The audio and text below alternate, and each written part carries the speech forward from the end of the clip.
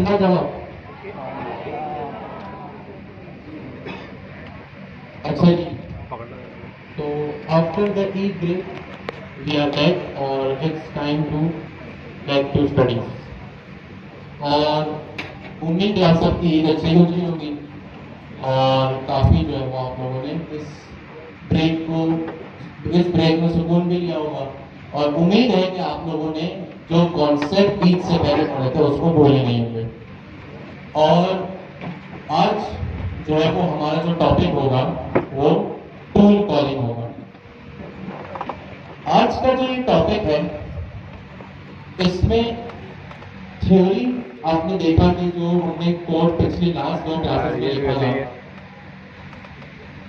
Code आप लोगों को आसानी से समझ में आ गया था। होपफुली आप लोग ऑब्जेक्ट ओरिएंटेड प्रोग्रामिंग पढ़ के आ रहे और आप लोगों ने देखा कि किस तरह ओपन एजेंट्स में सारी जो बातें हो रही हैं वो ऑब्जेक्ट ओरिएंटेड प्रोग्रामिंग से ही हो रही है। आप चाहे एजेंट की क्लास बनाएं और उसके पैरामीटर्स को कॉल करें, आप चाहे रनर की क्लास बनाएं और उसके पैरामीटर्स को कॉल करें, आप चाहे तो आज टूल कॉलिंग करेंगे, हर चीज यहाँ पे ऑब्जेक्ट ओरिएंटेड प्रोग्रामिंग ही हो रही है। तो कॉन्सेप्ट अब चाहे वो ऑब्जेक्ट ओरिएंटेड प्रोग्रामिंग के हो या फिर जो है वो ओपन एआई एजेंट नीचे ओपन एआई एजेंट जैसी के पूरा का पूरा जो है वो कॉन्सेप्ट को देखिए। कोडिंग आपने देखा, क्लास है, क्लास में चीजें कॉल हो रही है, ये तो काम आप कर चुके हैं और आगे भी यही करना है। अब उसके साथ साथ ओपन एआई एजेंट जैसे के अपने भी कॉन्सेप्ट है कि भाई एजेंट क्या होता है, रनर क्या होता है, किस तरह लार्ज लैंग्वेज मॉडल में आपकी जो है वो रिक्वेस्ट जाती है, किस तरह वो आपको रिस्पॉन्स रिटर्न करता है। तो ये सारी चीजें जो है वो आज आपने देखी और आज मजीद हम ओपन एआई एजेंट के कॉन्सेप्ट को देखेंगे। आज का जो हमारा टॉपिक है वो है टूल कॉलिंग। ठीक है, आज का हमारा टॉपिक है टूल कॉलिंग। सबसे पहले हम अपना प्रॉब्लम समझेंगे और हम ये देखेंगे कि हम सॉल्व क्या करने जा रहे हैं।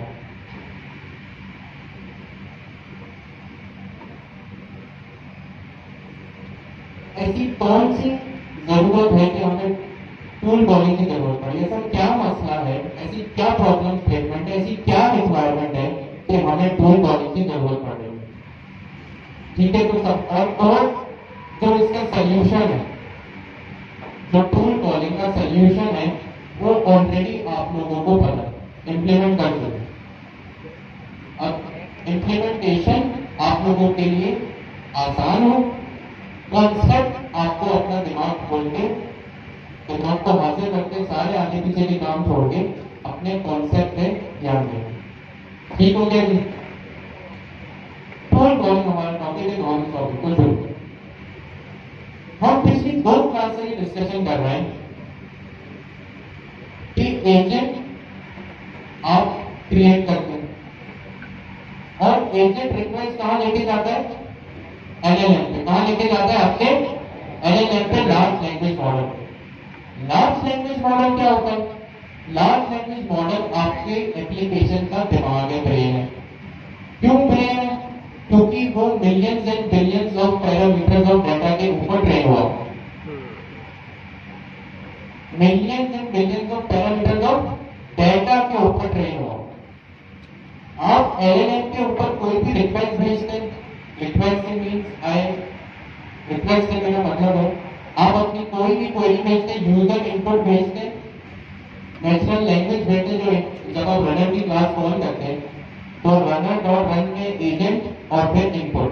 मैं उस इनपुट की बात कर रहा हूँ, जो इनपुट के पैरामीटर में आप अपनी क्वेरी लिख के भेजते हैं, जो उसको नेचुरल लैंग्वेज भी बोलते हैं, क्योंकि नेचुरल लैंग्वेज वो चीज जो आपको और मुझे समझ आए, चाहे वो इंग्लिश हो, उर्दू हो, फ्रेंच हो, कुछ भी हो सकता है, तो वो आपकी नेचुरल लैंग्वेज होती है। आप अपनी रिक्वेस्ट भेजते हैं लार्ज लैंग्वेज मॉडल के ऊपर और आपको जो है वो रिस्पॉन्स मिल जाता है। क्यों रिस्पॉन्स मिलता है? क्योंकि वो millions and billions of parameters of data के ऊपर ट्रेन हुआ। अब डाटा के ऊपर का एलएलएम ट्रेन हुआ है। अब ये जो डाटा नाम का अल्फाज है ना, इसको हम मजीद और ब्रेक करते हैं कि डाटा तो है, लेकिन डाटा किस टाइप का है, हम आज ये भी देखेंगे किस टाइप का डाटा हमारे पास मौजूद है, या किस टाइप का डाटा हो सकता है जिसकी यूजर को ही।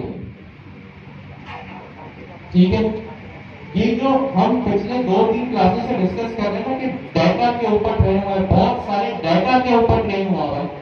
अब हम ये डिस्कस करते हैं कि जिस डाटा के ऊपर ट्रेन हुआ है वो किस टाइप का डाटा है। डाटा को हम और छोटे चंक में ब्रेक कर दें तो हमें समझ आएगा कि टोल कॉलिंग हम क्यों यूज कर रहे हैं, हम टोल कॉलिंग तक पहुंच जाएंगे।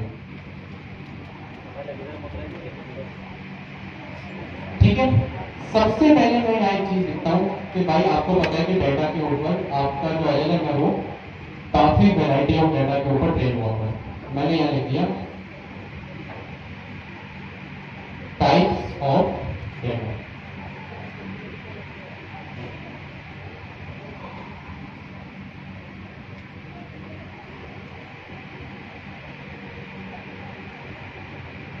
ठीक है, आपके पास यहाँ पे क्या है, डाटा के ऊपर तो ट्रेन हुआ, बट टाइप्स ऑफ डाटा भी हम देखते हैं हमारे पास क्या। एक डाटा होता है जो हमारा हिस्टोरिकल डाटा है, या वो डाटा है जो एलएलएम का डाटा सेट है। मतलब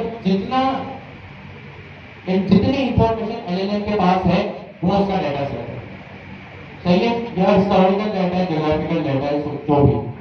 मैंने यहाँ पे लिख दिया टाइप्स ऑफ डाटा, एक वो डाटा जो एलएलएम का डाटा सेट है, मतलब जितना डाटा पे वो ट्रेन हुआ। और ये बात भी हमने डिस्कस की थी कि एलएलएम जब ट्रेन होता है तो उसके पास रियल टाइम डाटा नहीं होता। यानी जैसे आज जून 2025 है तो बहुत ज्यादा चांसेस है कि आप, और होता भी यही है कि आपका जो लार्ज लैंग्वेज मॉडल है वो आज यानी 2025 जून तक ट्रेन नहीं हुआ होगा। वो 6 महीने पहले, 8 महीने पहले, 1 साल पहले तक के डाटा पे ट्रेन हुआ होगा। तो ये एलएलएम का डाटा सेट होता है कि जिस डाटा पे वो ट्रेन है, और आसान करके बोलूं तो data available on the internet. इसको मैंने थोड़ा सा क्लासिफाई कर लिया, जरूरी नहीं है और इंटरनेट, भाई वो मैगजीन्स भी हो सकती है, वो नॉवेल्स भी हो सकती है, वो न्यूज़पेपर्स भी हो सकते हैं, वो बुक्स भी हो सकती है। मैंने यहाँ पे लिख दिया एलएलएम डाटा सेट। एलएलएम का डाटा सेट क्या होता है, मैं फिर बताता हूँ, रिपीट करता हूँ कि जिस डाटा पे जितनी नॉलेज एलएलएम को है, जितनी नॉलेज लार्ज लैंग्वेज मॉडल को है, वो उसका डाटा सेट है। अब चाहे वो 6 महीने पहले तक की नॉलेज हो उसके पास, 2 महीने पहले तक की हो, या 4 महीने पहले तक की, वो उसका डाटा सेट है। मैं इसको अगर थोड़ा सा और क्लासिफाई करूं, अब जाहिर सी बात है अगर 4 महीने पहले का डाटा तो वो रियल टाइम डाटा तो नहीं है ना, तो मैं यहाँ ब्रैकेट में लिख देता हूँ नॉन रियल टाइम डाटा। थोड़ा सा मैंने इसको क्लासिफाई कर दिया। एलएलएम का डाटा सेट रियल टाइम नहीं होगा, और मैंने ब्रैकेट में लिख दिया ताकि आपको आसानी से याद है, नॉन रियल टाइम डाटा। एक तो ये चीज आप उससे पूछेंगे। अब मैं आपसे सवाल करूंगा, नॉन रियल टाइम डाटा यानी हिस्टोरिकल डाटा। मैं अगर लार्ज लैंग्वेज मॉडल को सवाल, सपोज करें आप लोग सब लार्ज लैंग्वेज मॉडल है, मैं आपसे सवाल करूं who is the founder of Pakistan, क्या ये रियल टाइम डाटा या हिस्टोरिकल डाटा है? Historical data. क्यों? क्योंकि ये आजकल की बात नहीं है, ये पुरानी बात है। मैं आपसे पूछूं who was the president of Pakistan in 2008, historical data या real time data? Historical data. मैं आपसे अब सवाल करूं कि give me the latest information related to Iran and Israel dispute, ये हिस्टोरिकल डाटा या real time data? Real time data, क्योंकि ये आजकल की बात है। मैं आपसे पूछूं what is the current USD conversion rate to PKR, historical data या real time data? Real time data. ठीक है, अब यहाँ पे मसला है, मैं पूछूंगा फाउंडर ऑफ पाकिस्तान तो लार्ज लैंग्वेज मॉडल बता देगा।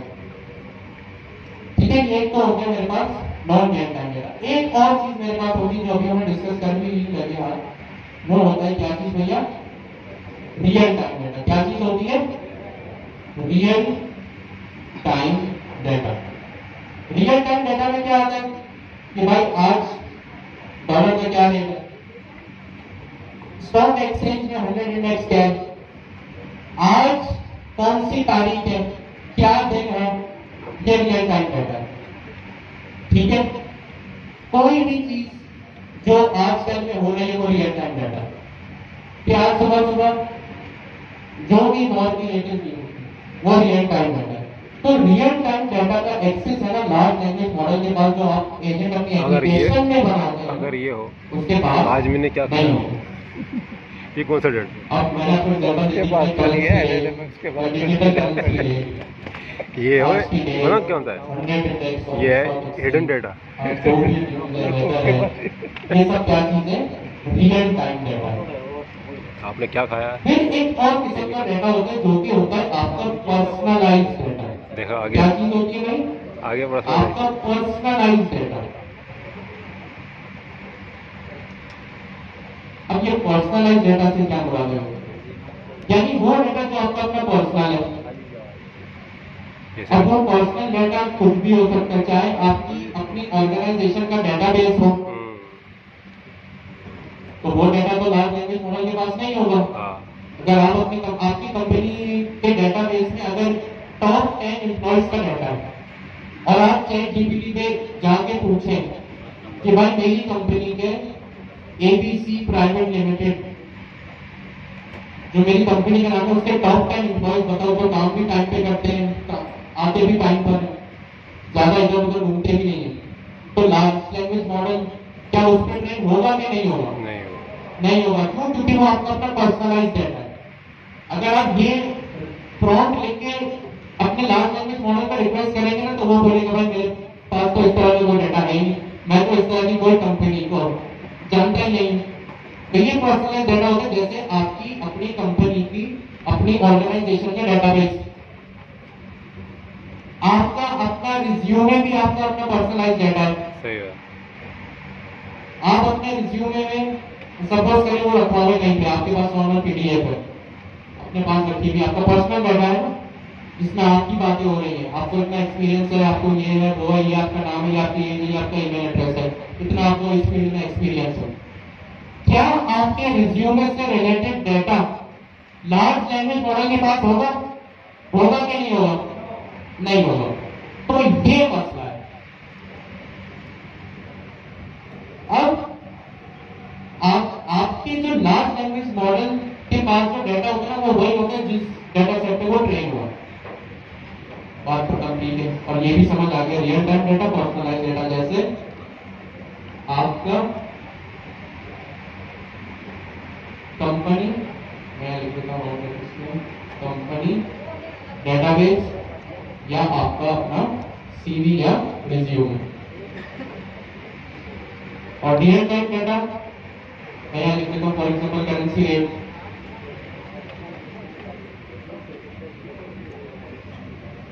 वैसे LLM ये बता सकता है कि इस सीजन में कौन सा फल है चल रहा है। करंट रेट लिख देता हूँ। और क्या हो सकते हैं भाई? करंट इस डेट में, आज की डेट में कौन से ये फ्रूट डाटा इन जो आता है आपका इस महीने रियल टाइम डाटा में आता है। हाँ उठा लेगा। वो हिस्ट्री के लगी यहाँ तक सबको क्लियर? अभी हम हालांकि देखा तो करंट डिस्कस करने जा रहे हैं, वहां तक नहीं पहुंचे, वहां तक हम नहीं पहुंचे। क्या ये 3 चीजें सबको क्लियर है? ऐसा होगा? यस। नाइस। अब हम तो बना रहे हैं एजेंटिक एप्लीकेशन। हम तो क्या बना रहे हैं? एजेंटिक एप्लीकेशन पर। अपने पर्सनलाइज्ड डाटा में हमारा कुछ भी हो सकता है। हो सकता है हमारे जीमेल में जो जीमेल का हमारा मेल बॉक्स है, उसमें जो इतने सारे मेल्स हैं, जितनी सारी ईमेल आई है, वो भी हमारा पर्सनलाइज्ड डाटा है। कुछ भी हो सकता है। वो डाटा जो आपसे रिलेटेड है वो पर्सनलाइज्ड है। जो रियल टाइम डाटा है वो करेंसी रेट वगैरह वगैरह। अब हम तो बना रहे हैं एजेंटिक एप्लीकेशन।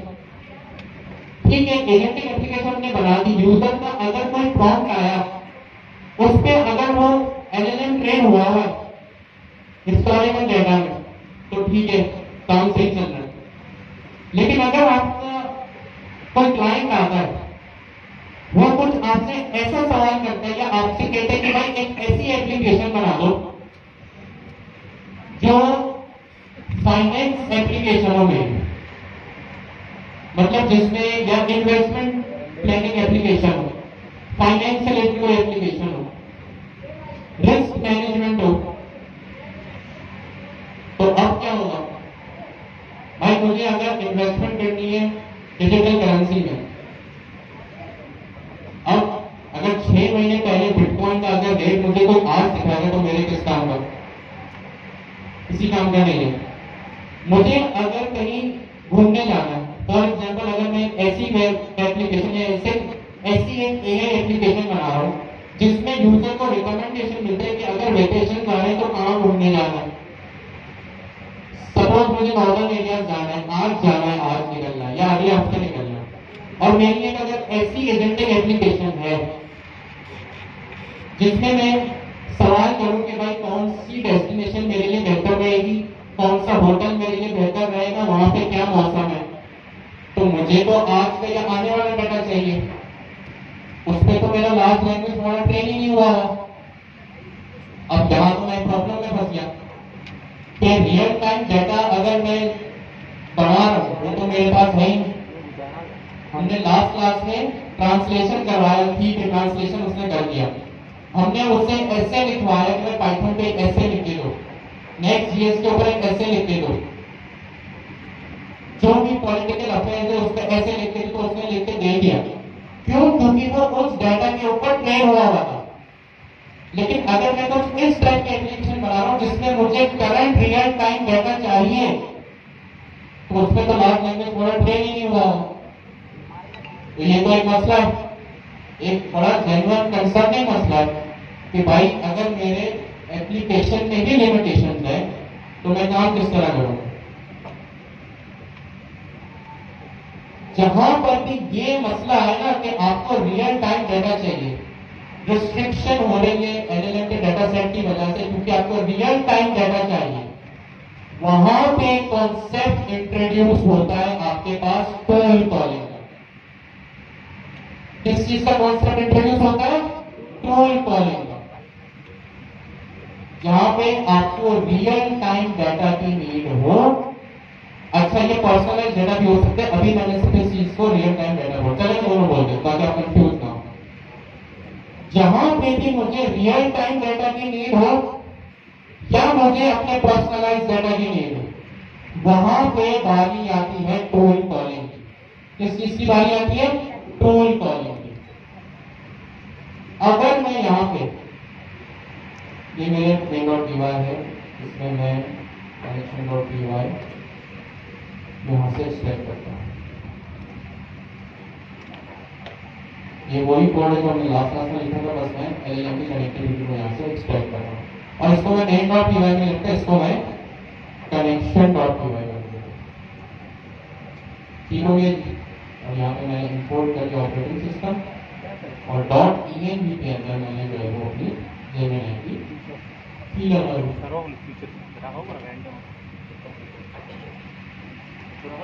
ठीक हो गया। कनेक्शन डॉट कैसे ओपन है फ्रॉम इंपोर्ट कैसे ओपन है और रन ठीक हो गया जी। अभी हमारी कनेक्टिविटी का वही पर्पज है, एसिंक ओपन एआई की लाइब्रेरी। अभी हम एक ही चीज यूज कर रहे हैं। आप चाहे तो लाइट एलएलएम भी यूज कर सकते हैं, आप चाहे तो ये तरीका भी यूज कर सकते हैं, आप चाहे तो ओपन राउटर को भी यूज कर सकते हैं, जो आपकी मर्जी है। कनेक्शन.py आ गया। यहाँ पे हम ले लेता हूँ फ्रॉम एजेंट्स इंपोर्ट एजेंट, ठीक हो गया। फ्रॉम कनेक्शन, ये कनेक्शन की वही फाइल है जो अभी मैंने यहाँ पे क्रिएट की है, फ्रॉम कनेक्शन इंपोर्ट कॉन्फ़िग। यहाँ पे सबसे पहले मैंने अपना एजेंट बना लिया, ये वही काम है जो हम लास्ट क्लास में कर चुके हैं। मैंने यहाँ पे लिख दिया for example currency rate name. दूसरा पैरामीटर क्या है एजेंट क्लास में? रूल क्या है? सिर्फ 4 होंगे इस क्लास में। इंस्ट्रक्शन, और इंस्ट्रक्शन का पर्पस क्या है?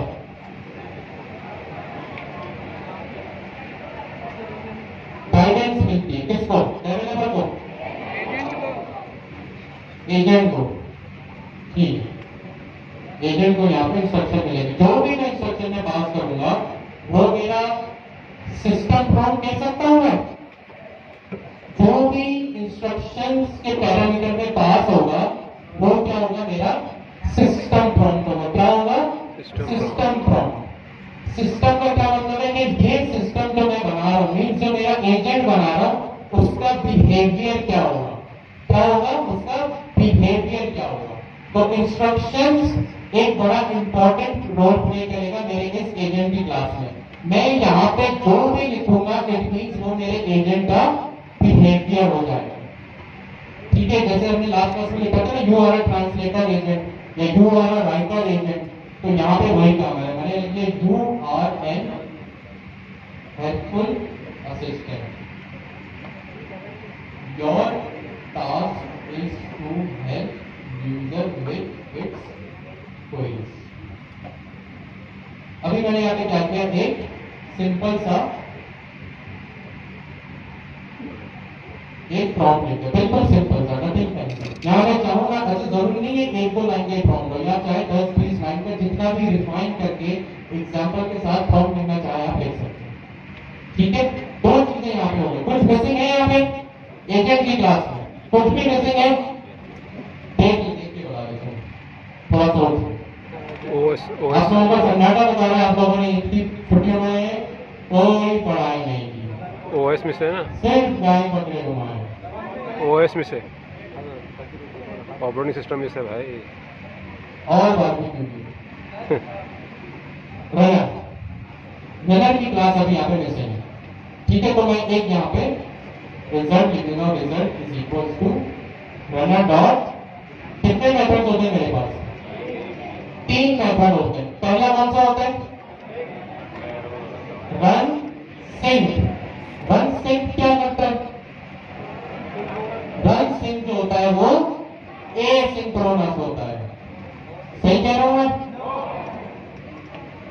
रन सिंक एसिंक्रोनस होता है या सिंक्रोनस होता है, सिंक्रोनस होता है।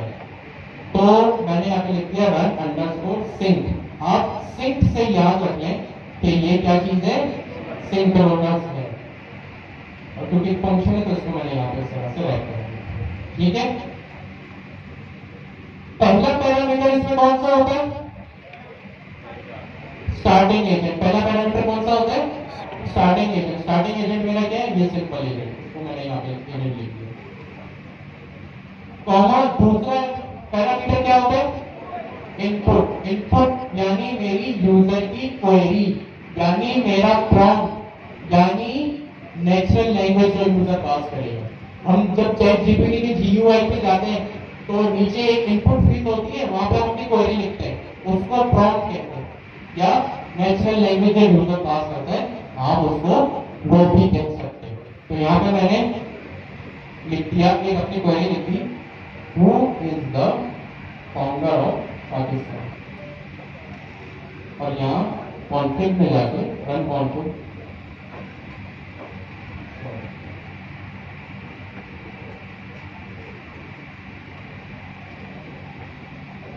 Run conflict is equal to conflict. ये कॉन्फ्लिक्ट क्या वेरिएबल है, ये कॉन्फ्लिक्ट मेरा वो वेरिएबल है जो मेरे पास ऊपर कनेक्शन की फाइल से आ रहा है। कनेक्शन की फाइल में कॉन्फ्लिक्ट में क्या चीज है, ये चीज।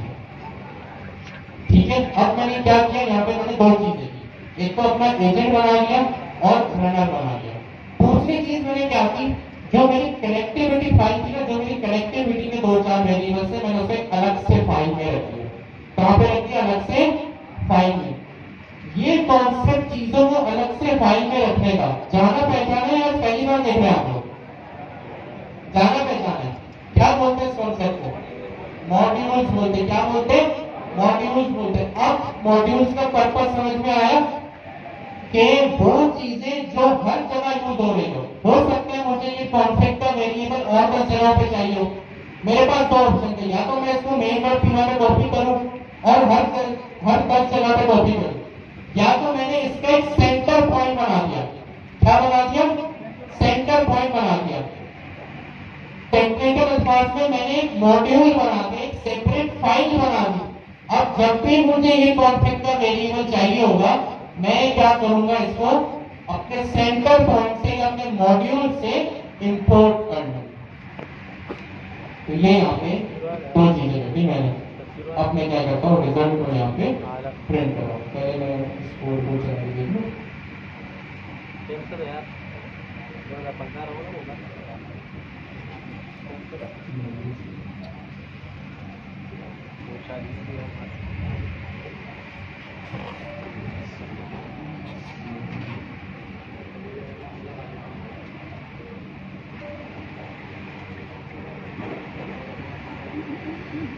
अच्छा जी, एक बात जो कोड इनिशिएट करने से पहले बता दूं कि आप लोगों के सामने अभी क्लास शुरू होने से पहले मैंने यहाँ पे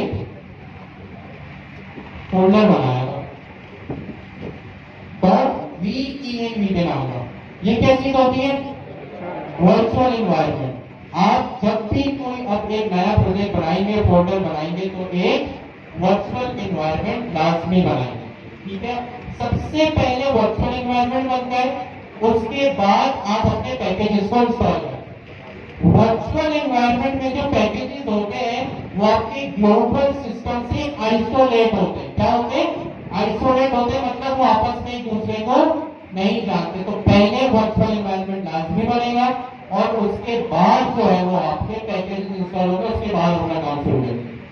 सही है? तो ये सीन है। और वर्चुअल इन्वायरमेंट मैंने एक्टिव भी कर दिया है। मैं दोबारा यहाँ पे ये टर्मिनल मैंने अभी ओपन किया है ना। मुझे किस तरह पता चलेगा कि मेरा वर्चुअल इन्वायरमेंट एक्टिव है कि नहीं? कोई एक हैंड रेस करके बता सकता है? यूवी करना जी पड़ेगा। आप यूवी कहाँ पे स्टार्ट? सही है, राइट। कहाँ पे आ जाता?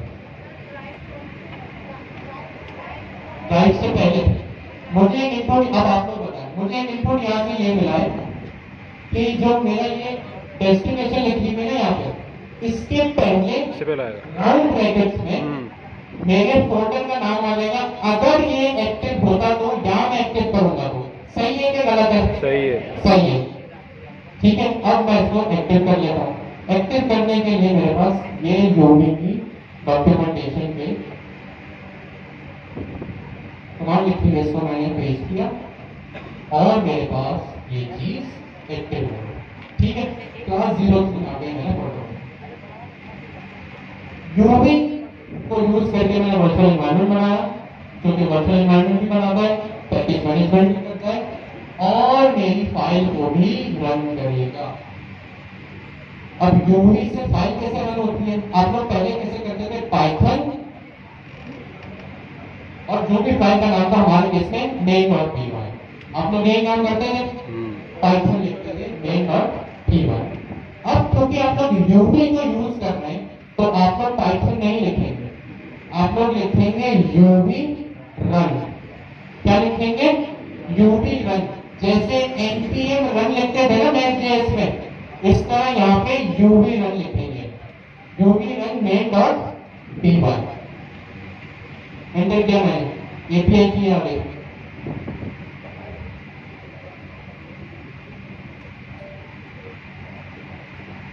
मेरा कोड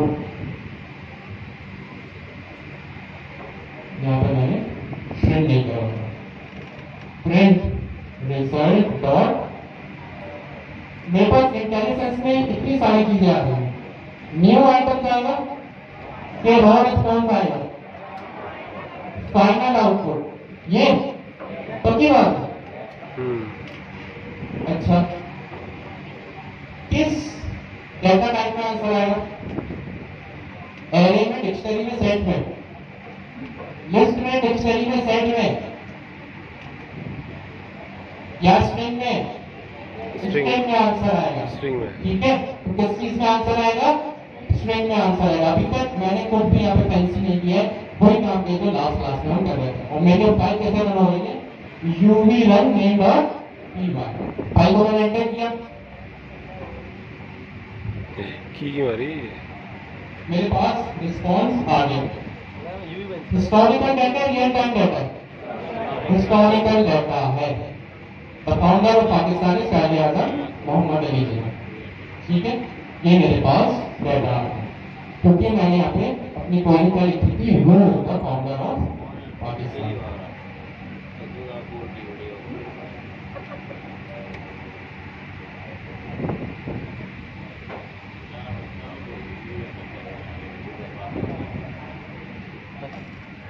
आगे लिखा। अब मैं अपनी एक और क्वेरी, क्लास नहीं, क्लास में यूवी पढ़ा है। What is the current UV installation तो हाँ, बहुत सारे व्हाट इज टॉयलेट द बनाया मैंने उसको। ये फिक्स से कन्वर्जन रेट इंस्टॉल होगा। पे अपनी यूवी इस्तेमाल करो, पेप की जगह यूवी इस्तेमाल करो। रियल टाइम डेटा की क्वेरी है या हिस्टोरिकल? Real time. अभी देख लेते हैं। चलिए इसको मैं क्लियर नहीं करता, अब मैं इसको रख दूँ।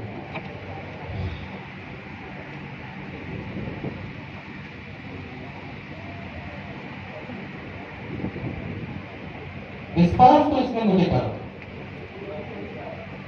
अब रिस्पॉन्स पढ़ने क्या था?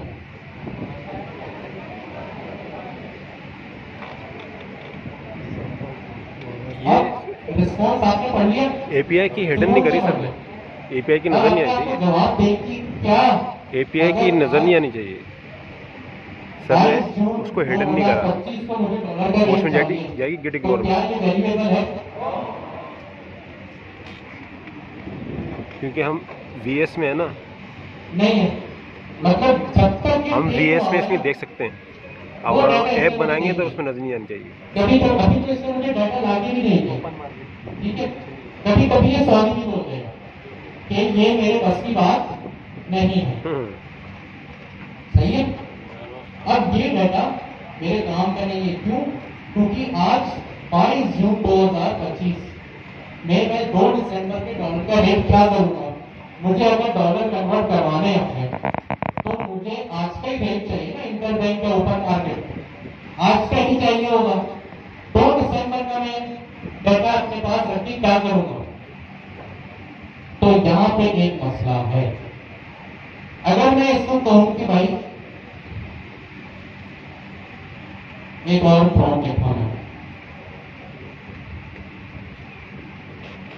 ये ऑर्गेनाइजेशन सपोज करते हमारी गवर्नर ऑफ की आपके एग्जाम में मुझे हमारी क्लास में से टॉप 10 स्टूडेंट्स चाहिए। Who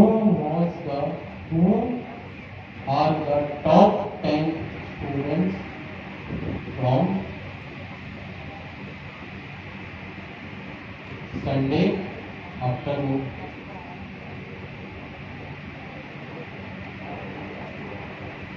See? एक मिनट।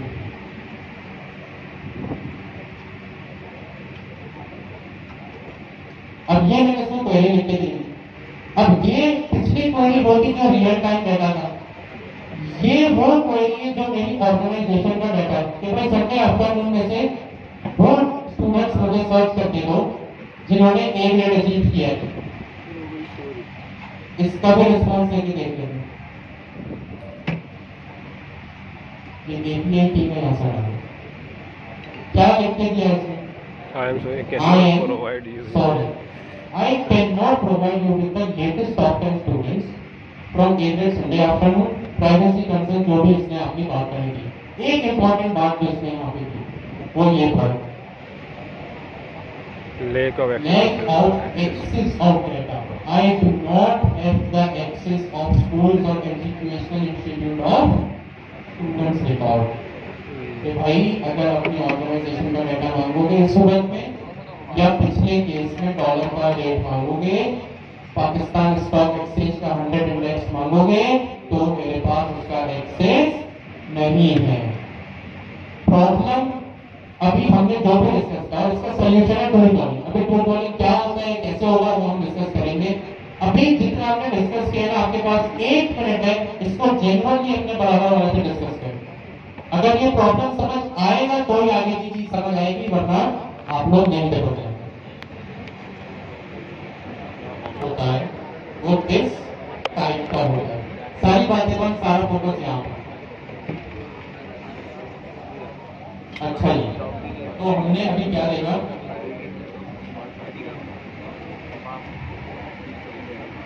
कि हमने जो हमारे पास एलएलएम का डाटा है, अगर नुमान होता है तो वो डाटा है जो डाटा है एलएलएम का खो जाता है। एक वो चीज है जो रियल टाइम डाटा, एक पर्सनलाइज्ड। एलएलएम के पास जो डाटा सेट है उसमें वो जो पाकिस्तान का फाउंडर है उस पर ट्रेन हुआ था, तो उसने उसका आंसर लाके हमें दे दिया। रियल टाइम डाटा हमने उसे डॉलर का रेट मांगा, उसने इररिलेवेंट डाटा हमें पास कर दिया। फिर हमने उसको कहा कि भाई टॉप 10 स्टूडेंट्स के नाम निकाल के दो जिन्होंने ए ग्रेड अचीव किया है, उसने वो भी जो है वो उस क्वेरी से डिनाई है। ये प्रॉब्लम समझ में आ गया, ये सिनेरियो समझ में आ गया, इसमें कोई कंफ्यूजन है? रियल टाइम डेटा नहीं, पर्सनलाइज्ड डेटा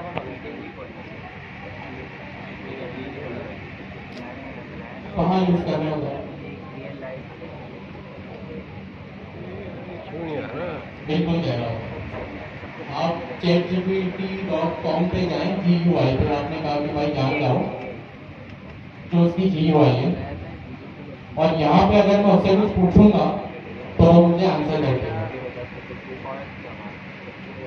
आपने जो सवाल मुझसे किया ना, वो सवाल आप देखना उससे भी करें, वो आपको बोलेगा कि मैं भी अपने पास ये धुंधला टूल को यूज करूँ। ये टूल है, धुंधला हो रहा है अभी देखो अभी सही है मगर हल्का सा धुंधला हो रहा है। हाँ वही मैं ये कह रहा हूँ, क्यों हो वेब गया? सर्च करें।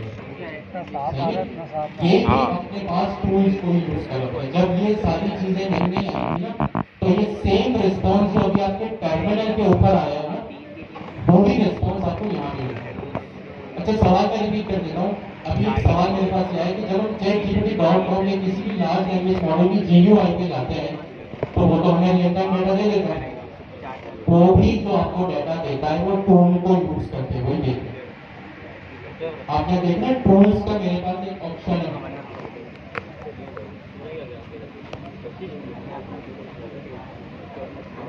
ये टूल्स का ऑप्शन है, ये प्रॉम्प्ट के अंदर है, ये वेब को भी सर्च करें, यानी ये भी अपने पास टूल्स को भी मेरे पास सर्च करना है। अगर आप इसे डाउन करें आप कुछ नहीं बता देंगे, आप इसे पूछे ईरान इजराइल डिस्प्यूट ये बता देगा।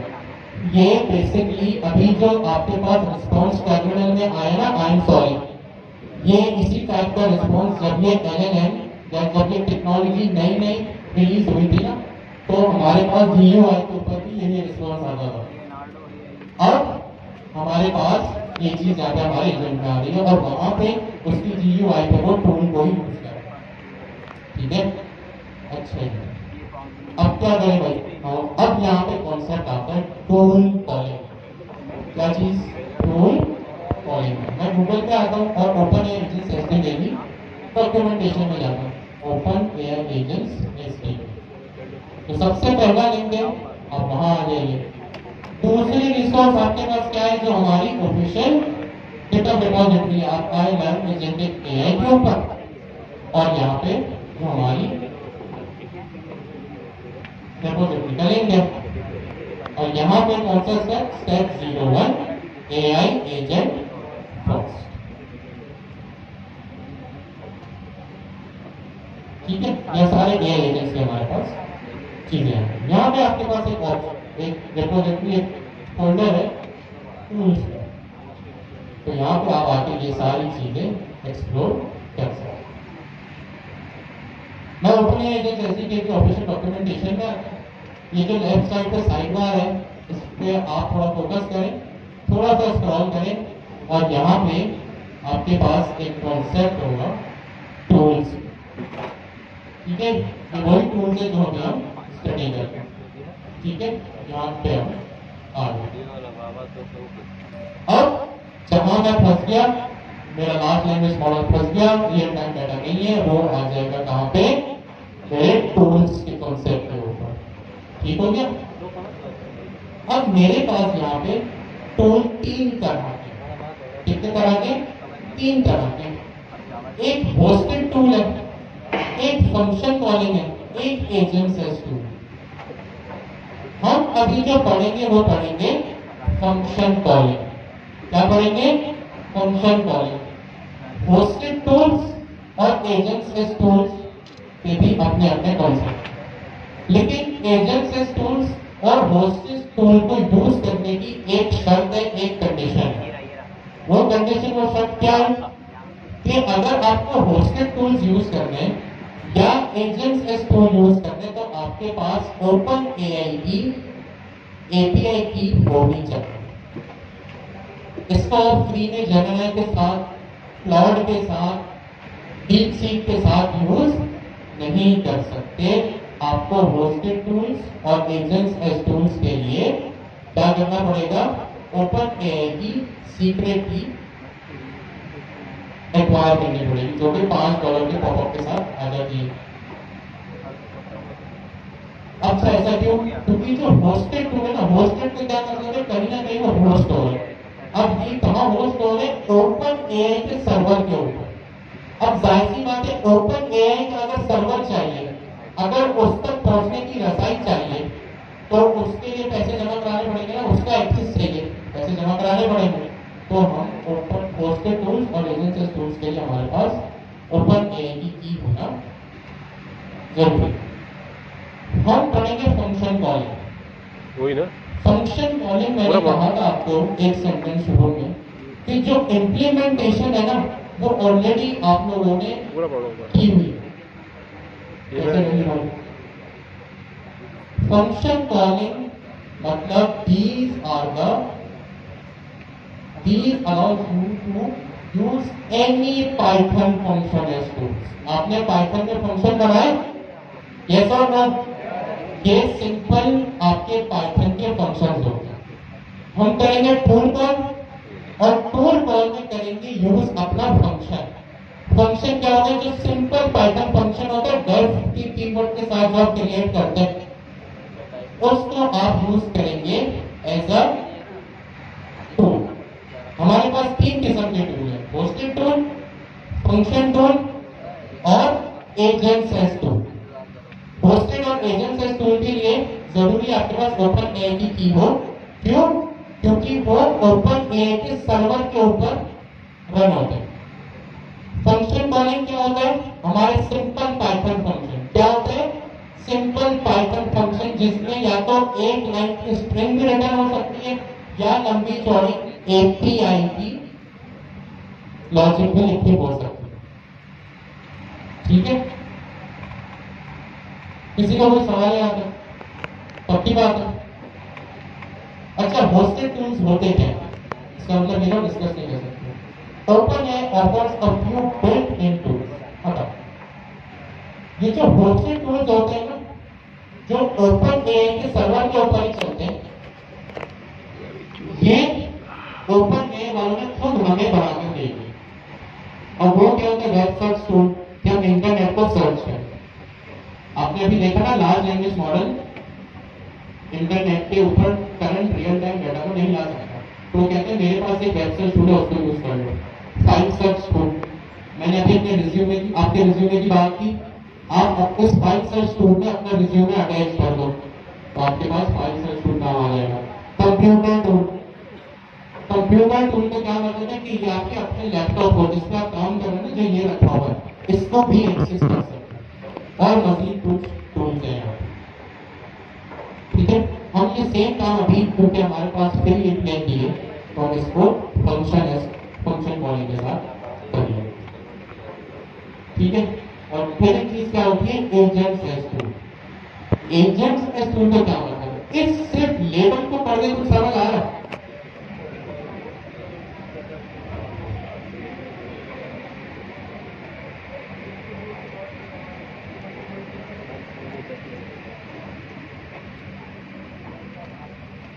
एजेंट्स एज टूल का मतलब ये है कि जो आप अपने एजेंट बनाते हैं ना, उसी को ये एजेंट टूल यूज कर सकते हैं।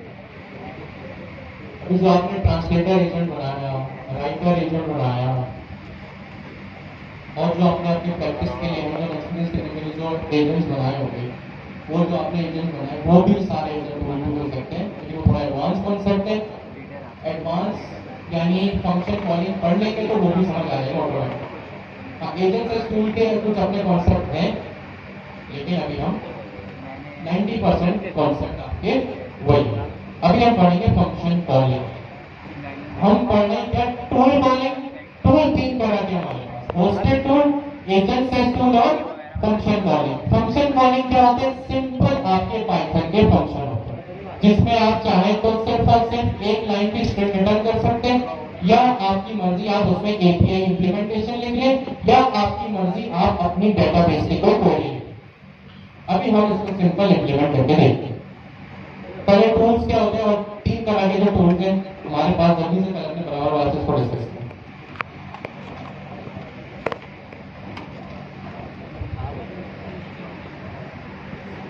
होता है कि जो हमारे एजेंट के हैं ये 3 चीजें हमने पढ़ी। वो 3 लड़कियां जिनके डेस्क पे चेयर पे ग्रीन बॉटल रखी हुई है, would you guys like to come to stage and explain? क्योंकि मैं देखा आप लोग कब से बातें कर रहे हैं, I think you guys have already studied this.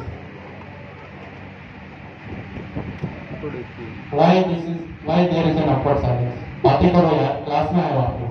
सही बात। आप लोग, आई अंडरस्टैंड, जब क्लोज बैठे तो बातें करने का दिल होता है, but please focus on something, ठीक है?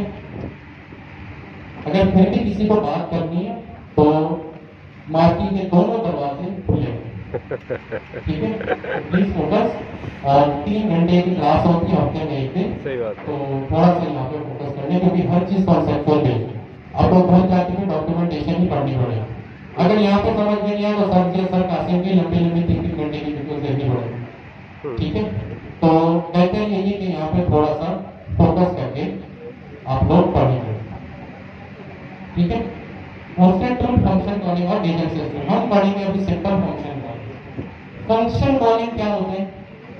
सिंपल एंड सिंपल पाइथन के फंक्शन। अभी मैं क्या करता हूँ, just to get everything under a single file, मैं यहीं पे बना देता हूँ। जब हमारे पास टूल की तादाद इंक्रीज होगी तो मैं इसकी डिफरेंट टूल्स डॉट पी की फाइल बनाऊंगा। पाइथन का फंक्शन कैसे लिखते हैं आप? एफ। मैं चाह रहा हूं कि भाई अभी मेरे पास करंट डॉलर का रेट है, ठीक है? ये मैंने अपनी क्वेरी एक्टिव कर दी। सिंपल मैंने यहां पे एक चीज लिखी, F USD to PK. Python का फंक्शन यहाँ पे हो गया। अब ये एजेंट अलग है, मैं इसको थोड़ा सा एक्सप्लेन कर देता हूँ ताकि आप लोगों को कंफ्यूजन ना हो, ठीक है? यूएसडी टू पीके यहाँ में सिंपल, अभी just to get start with things, एक सिंपल स्ट्रिंग रिटर्न करवा, रिटर्न सिंपल स्ट्रिंग। मैंने यहाँ पे रिटर्न करवा दिया today USD to PKR is ₹280। मैंने यहाँ पे क्या किया, सिंपल एक स्ट्रिंग रिटर्न करवा दी just to get start with things. अभी आपको सवाल पूछ सकते हैं ना, डॉलर का रेट तो रोज चेंज होता है, कभी 280, 25, कभी 280, 281, कभी 278, ठीक है? आप लोग अपनी जगह पे सही है। Just to get start with things and just to understand कि कॉन्सेप्ट किस तरह चल रहा है, क्या काम हो रहा है। अभी मैंने यहाँ पे सिंपल एक स्ट्रिंग रिटर्न करवाई कि भाई आज के डॉलर का रेट 280। सिंपल पाइथन फंक्शन बन गया। मैं यहाँ पे स्टेप्स भी लिख लेता हूँ ताकि आप लोगों को ये चीज याद है। फंक्शन हम क्या कर रहे हैं, टूल कॉल पढ़ रहे हैं, और टूल कॉल में हम क्या देख रहे हैं, tool calling function call. Okay, function calling के लिए सबसे पहले आप क्या करेंगे, initialize Python function. Python function def के कीवर्ड के साथ आपने नाम लिखा, पाइथन फंक्शन। दूसरी चीज, अभी जो भी आपने इंप्लीमेंटेशन की, ऑफ कोर्स मैंने यहाँ सिंपल एक लाइन की स्ट्रिंग रिटर्न करवा दी। अभी काम पूरा नहीं हुआ, अभी 2-3 स्टेप और मजीद लगेंगे, सही है? मैं डॉक्यूमेंटेशन में से आता हूँ। डॉक्यूमेंटेशन तो देखने की आप में हैबिट होनी चाहिए। फंक्शन टूल्स हम नहीं कर रहे, स्क्रॉल मैंने किया, मैं आगे फंक्शन टूल या लिखा हुआ भी, you can use any Python function as tool. अपने पाइथन फंक्शन को ही टूल बना दो। The agent SDK will set up tool automatically, यानी बिहाइंड द सीन से खुद काम कर लेगा। और यहाँ पे कुछ इसके डिस्क्रिप्शन लिख लो, आगे चलते हैं। अब यहाँ पे कुछ छोटा सा कोड स्निपेट भी लिखा हुआ है। सबसे पहली चीज क्या है, आपने यहाँ पे एजेंट देख लिया, एक यहाँ पे डेकोरेटर है आपके पास, फंक्शन अंडरस्कोर टूल। क्या चीज है यहाँ पे, फंक्शन अंडरस्कोर टूल। ये कहां से इंपोर्ट हो रहा है? एजेंट की लाइब्रेरी से। कहां से इंपोर्ट हो रहा है? एजेंट्स की लाइब्रेरी से। क्या इंपोर्ट हो रहा है? दो चीजें यहाँ पे, एक तो फंक्शन टूल की क्लास है और फंक्शन अंडरस्कोर टूल का फंक्शन है। अच्छा, कैसे पता चलेगा कि ये क्लास है और ये फंक्शन है? सॉरी, एग्जैक्टली फर्स्ट लेटर इसका कैपिटल है और ये पास्कल केस में लिखा हुआ है। तो हमने पढ़ा था कि जब भी क्लास इनिशिएट होती है उसका पहला लेटर कैपिटल है और ये फंक्शन है। तो मैंने फंक्शन क्लास इसको कॉपी किया। कहां से कॉपी किया? एजेंट्स की लाइब्रेरी से इसको मैंने कॉपी किया और यहाँ पे कॉमा लगा के रनर के बाद लिख दिया। देखिए इसके कलर में भी डिफरेंस है। इसका कलर एक्वा कलर है और ये फंक्शन का येलो कलर है। अब दूसरा स्टेप मैं लिख देता हूं, इंपोर्ट फंक्शन अंडरस्कोर टू। ठीक है, इसको इंपोर्ट कर लिया आपने। तीसरी चीज, जो आपने अभी फंक्शन बनाया है, जो फंक्शन आप चाहते हैं कि आपका लार्ज लैंग्वेज मॉडल या आपका एजेंट उसको टूल रिकॉग्नाइज करे, उसके लिए जरूरी है कि जो फंक्शन की इनिशियलाइजेशन है, जो फंक्शन इनिशियलाइजेशन है उसके ठीक ऊपर आप लिखें एट और फंक्शन अंडरस्कोर टूल जो भी आपने इंपोर्ट किया। ठीक है, क्या किया आपने? एट का साइन लगाया और फंक्शन अंडरस्कोर टूल आपने जो इंपोर्ट किया था एजेंट्स की लाइब्रेरी में से, उसको यहाँ पे आपने लिख दिया। इसका क्या मतलब है? सिंटेक्स को क्या कहते हैं? इसको कहते हैं डेकोरेटर। क्या कहते हैं? डेकोरेटर। इस डेकोरेटर का पर्पस क्या होता है? जब भी डेकोरेटर के नीचे कोई भी फंक्शन लिखा जाता है ना, जैसे मैंने इस तरह ये लिखा, अच्छा एक डेकोरेटर होगा, उसके नीचे एक फंक्शन होगा। ठीक है, अगर मुझे दूसरा कोई टूल बनाना है ना तो मैं क्या करूंगा? दोबारा फंक्शन अंडरस्कोर टूल लिखूंगा और उसके नीचे अपना एक नया फंक्शन बनाऊंगा इस तरह से। इट इज नॉट लाइक कि भाई मैंने एक दफा फंक्शन टूल लिख दिया और मैं 10 फंक्शन क्रिएट कर दिया। नो, मैं 10, 20, 50, 100, 500 जितने टूल्स चाहूँ एज फंक्शन क्रिएट कर सकता हूँ, लेकिन सबसे पहले मुझे फंक्शन टूल का डेकोरेटर लगाना होगा। यहाँ मैंने यूएस को पिक किया, यहाँ मैंने लिख दिया PSX इंडेक्स। ठीक है, पाकिस्तान स्टॉक एक्सचेंज का करंट इंडेक्स बता दो। यहाँ भी मैंने जो भी लिख दिया, इसकी इंप्लीमेंटेशन हम बाद में देखेंगे, इसको अभी मैं कमेंट आउट कर दूंगा। बस ये चीज बता दूंगा। क्या क्या मैंने यहाँ पे फंक्शन अंडरस्कोर टूल इंपोर्ट किया एजेंसी लाइब्रेरी में से और यहाँ पे अपने डेकोरेटर बना दिया। इसको डेकोरेटर होता क्या? जब भी डेकोरेटर के अंडरनीथ यानी नीचे आप कोई भी अपना फंक्शन लिखेंगे ना, तो वो ऑटोमेटिकली इसकी रजिस्ट्री में चला जाएगा। ठीक है, वो क्या करेगा? ऑटोमेटिकली इसकी रजिस्ट्री में चला जाएगा। अब जब ये कोड एग्जीक्यूट होगा ना, तो क्या होगा? इसको फ्रेमवर्क आपके इस कोड को किस तरह ट्रीट करेगा? ये कोड चला, ओपन एजेंट्स एसडीके के पास गया, उसने सबसे पहले आपकी यूजर की क्वेरी देखी। अब गौर से सुनिएगा ये कोड किस तरह चल रहा है। सबसे पहले यूजर की क्वेरी जाती है एलएलएम के पास। सबसे पहले क्या होता है? यूजर की क्वेरी जाती है लार्ज लैंग्वेज मॉडल एलएलएम के पास। एलएलएम इस क्वेरी को एनालाइज करेगा। एलएलएम क्या करेगा? इस क्वेरी को एनालाइज करेगा और फिर ये अपने आप से सवाल करेगा कि क्या मेरे पास इस क्वेरी को सॉल्व करने की खुद से सलाहियत है। एलएलएम खुद अपने आप को जवाब देगा कि क्या इस क्वेरी को, क्या ये जो क्वेरीज लिखी हुई, क्या इनको सॉल्व करने की सलाहियत मेरे पास है। मैंने उसको बोला फाउंडर ऑफ पाकिस्तान।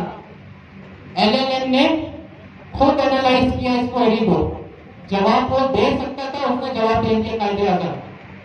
मैंने उसको पूछा आज के डॉलर का रेट, उसने एनालाइज किया। लार्ज लैंग्वेज मॉडल को खुद भी ये बात पता है कि मेरे पास रियल टाइम डेटा नहीं होता, फिर वो चेक करेगा। अभी उसने थोड़ी देर पहले क्या जवाब दिया था? इररिलेवेंट जवाब दिया था। दिसंबर 2023 का अजीबोगरीब जवाब ले आया वो। मैंने उसको पूछा टॉप 10 स्टूडेंट्स, जवाब ही नहीं दिया उसने। अब जब एलएलएम, ये टोटल सिनेरियो फ्लो समझना जरूरी है। जो मैं कहता हूं कॉन्सेप्चुअल कहते वो यही कॉन्सेप्ट है।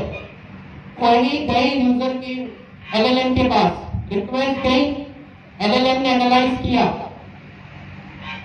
सलाहियत थी जवाब देने की, फाउंडर ऑफ पाकिस्तान को जवाब दे दिया, लेकिन कन्वर्जन रेट के डॉलर का, बिटकॉइन का, टॉप 10 स्टूडेंट्स का कोई जवाब नहीं था।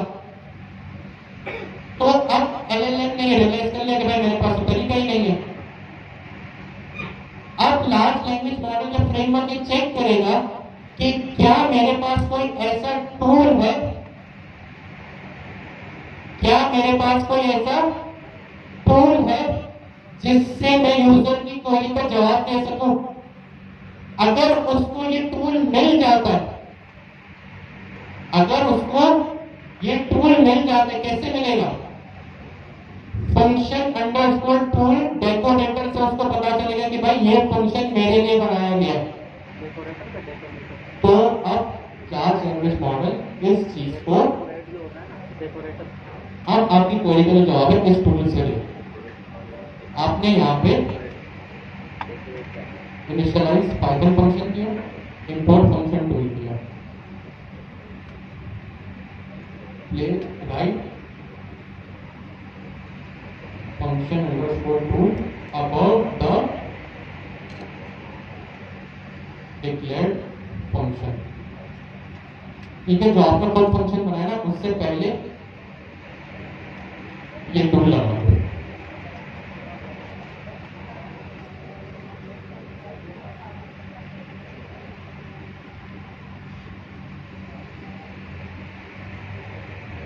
ठीक है, अब क्या होगा? अब एक चीज और बाकी है। आपके पास एक एजेंट की क्लास है, इसमें नेम का पैरामीटर है।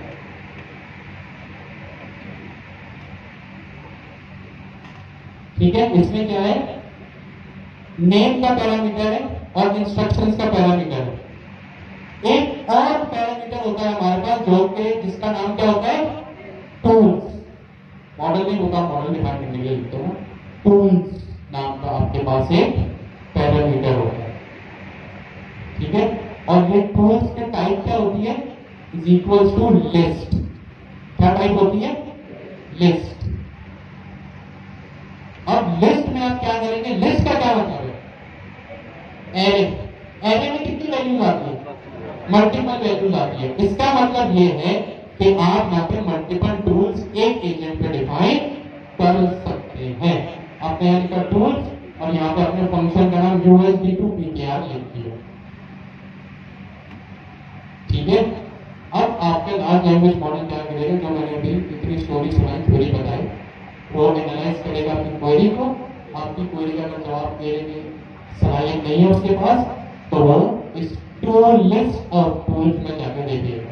अब usd2pkr का जवाब आपके पास यहाँ पे आ जाएगा।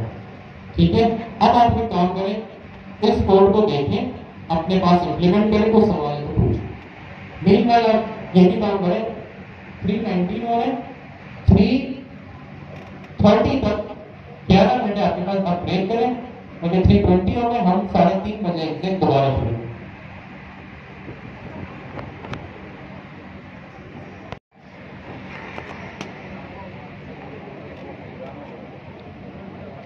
तो अब शुरू हुई है और वो क्लास में मीटिंग कर अच्छा चीज़ें तो अब शुरू हुई। मैंने देखो कॉन्सेप्ट आपका क्लियर होगा, फिर सारी चीज़ें। रिकॉर्डिंग मैंने नहीं छोड़ी, रिकॉर्डिंग मैंने सिर्फ एक मिस हुई मेरी, बाकी मेरे कोई रिकॉर्डिंग मिस नहीं हुई। वो जिस दिन नुमान आया था, मैं नहीं आया था ना, याद है?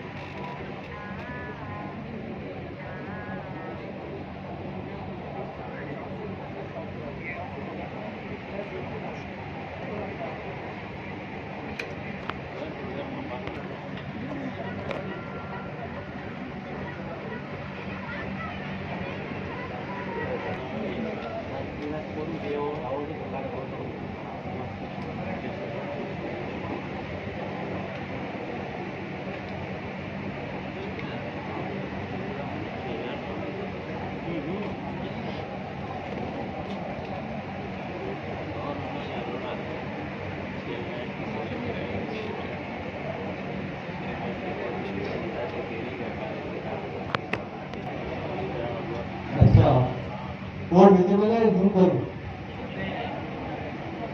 गुड है,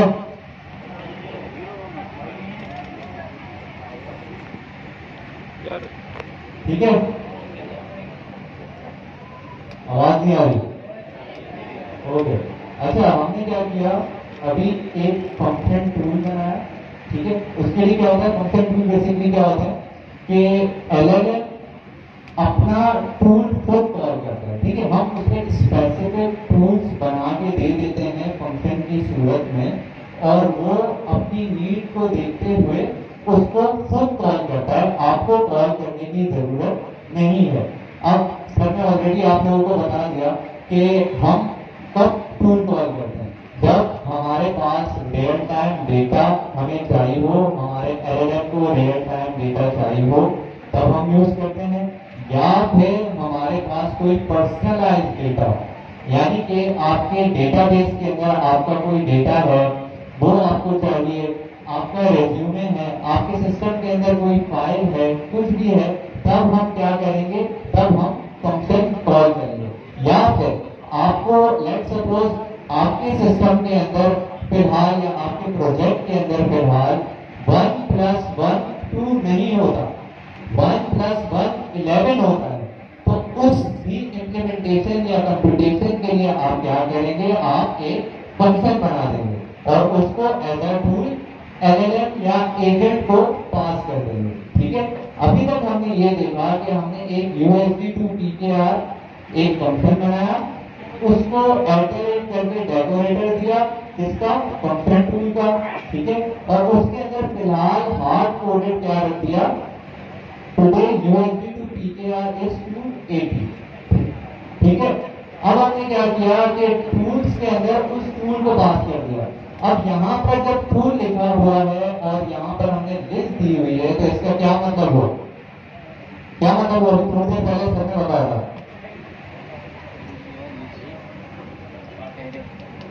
सही, यहाँ से कोई पता, एग्जैक्टली, हम इस एजेंट को मल्टीपल टूल दे सकते हैं, ठीक है। जिस तरह से आपका कोई भी आपके घर में इलेक्ट्रिशियन आता है काम करने के लिए, उसके पास जो काम वो अपने हाथ से नहीं कर सकता, उसके लिए टूल का इस्तेमाल करता है। जैसे लेट सपोज अगर उसे क्या कहते हैं, करंट चेक करना है कि इस तार में करंट आ रहा है कि नहीं आ रहा, तो वो क्या उसे पकड़ के चेक करेगा कि आ रहा है कि नहीं आ रहा, वो आपका क्या होता है, टेस्टर होता है, टेस्टर के जरिए चेक करेगा ना कि आ रहा है। तो उस टूल से क्या हुआ, उसकी कैपेबिलिटीज बढ़ गई, ठीक है। तो इसी तरह से हमने जब इसे यूएसबी टू पीकेआर वाला टूल दिया, तो इस एलएलएम की कैपेबिलिटी बढ़ गई, और उस कैपेबिलिटी में क्या इजाफा हुआ कि वो आज के यूएसबी टू पीकेआर का रेट बता सकता है। अब हम इसे चला के देखते हैं कि ये किस तरह से चलेगा। मैंने यहाँ पर दिया है रन सिम के अंदर इनपुट में what is USB to PKR today, ठीक है।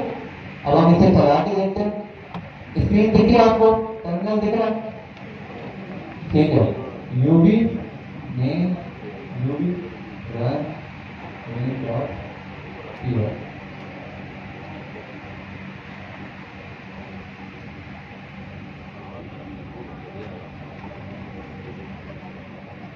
इसने क्या किया, today USB to PKR is 280, ठीक है।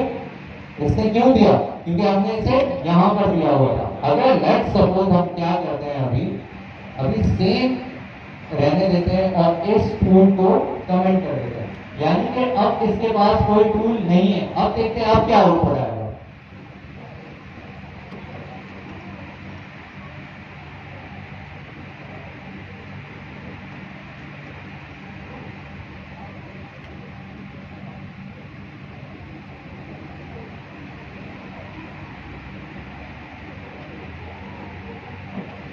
दोबारा चलाते हैं, मैंने इंटरनेट डिस्कनेक्ट कर दिया था।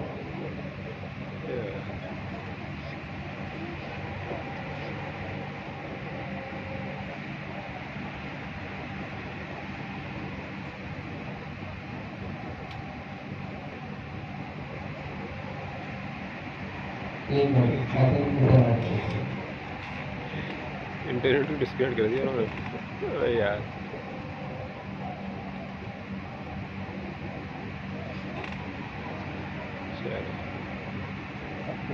अगर रीस्टार्ट हो रहा है वो।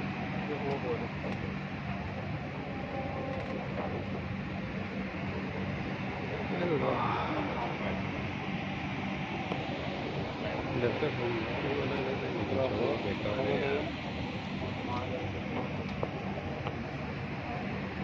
SND अहमद रजा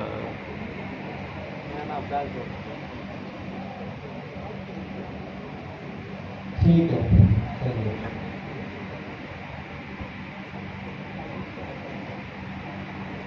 अच्छा, तो अब इसका क्या आउटपुट आया? I am unable to provide real time exchange rate, currency values are constantly changing. ठीक है, इसने बता दिया। और यहाँ पर क्या कह रहा है ये कि योर बैंक और financial institute they will give you the exact rate. ठीक है, क्यों? क्योंकि इसके पास रियल टाइम डेटा का एक्सेस नहीं है। इसके पास कौन से डेटा का एक्सेस है? हिस्टोरिकल, यानी जब तक और जहां तक ये एलएलएम ट्रेन हुआ था, जब तक के डेटा का एक्सेस है। लेट्स सपोज ये एलएलएम या हमने कोई एक एलएलएम बनाया जो कि कल तक के डेटा पर ट्रेन है, आज तक के डेटा पर ट्रेन नहीं है, तो वो हमें कहां तक का आंसर दे सकता है? कहां तक का दे सकता है? कल तक का। अब अगर मैं उससे आज का आंसर करूंगा तो आज का क्वेश्चन करूंगा तो वो क्या करेगा पता है? सॉरी कर लेगा। यहां से बताया कोई?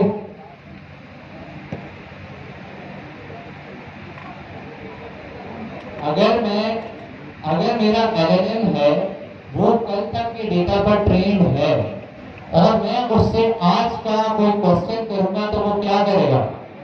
नहीं देगा, सॉरी करेगा। एग्जैक्टली, सॉरी कर देगा। क्यों? क्योंकि वो रियल टाइम डेटा पर ट्रेन नहीं है। इसलिए हमने क्या किया, एक टूल बनाया। ठीक है, उसके अंदर हमने आज के यूएसडी की प्राइस जो है वो दे दी। यूएसडी टू पीकेआर क्या है? 280। हम इसको चेंज करके भी देख सकते हैं। हम इसको 80 कर देते हैं, लेट्स सपोज, या 90 कर दिया कि एक यूएसडी जो है वो 90 रुपीस के इक्विवेलेंट है, जो कि होगा नहीं, लेकिन लेट्स सपोज। और हमने यहाँ पर जो टूल है इसे भी अनकमेंट कर दिया। ठीक है, अब हम चेक करते हैं इसे चला।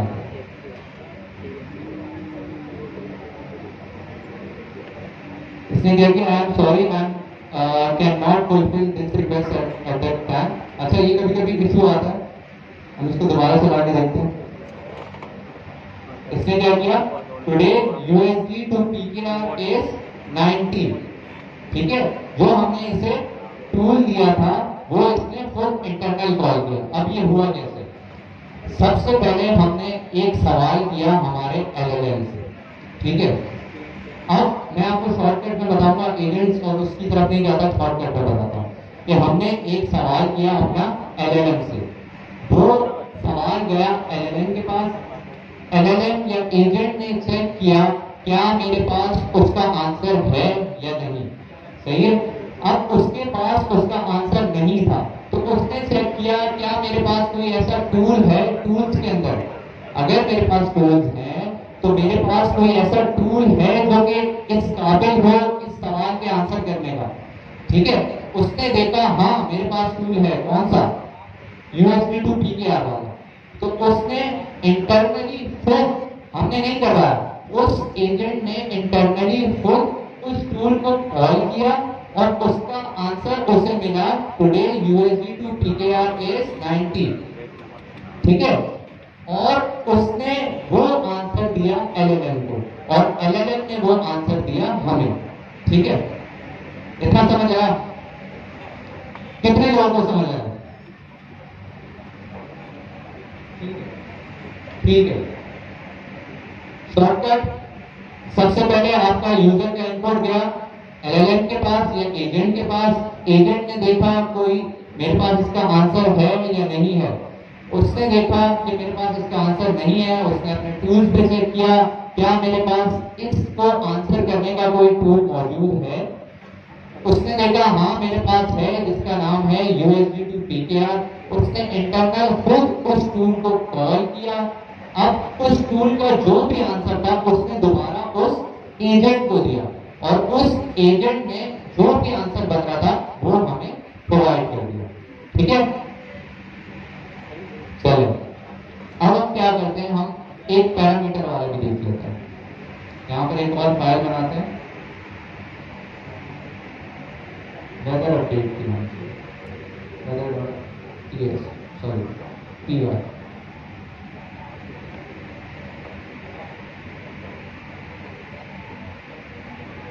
ऐसे इसे हम कॉपी करते हैं आगे जाने के लिए।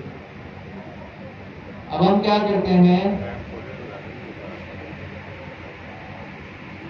टूल हटा दिए,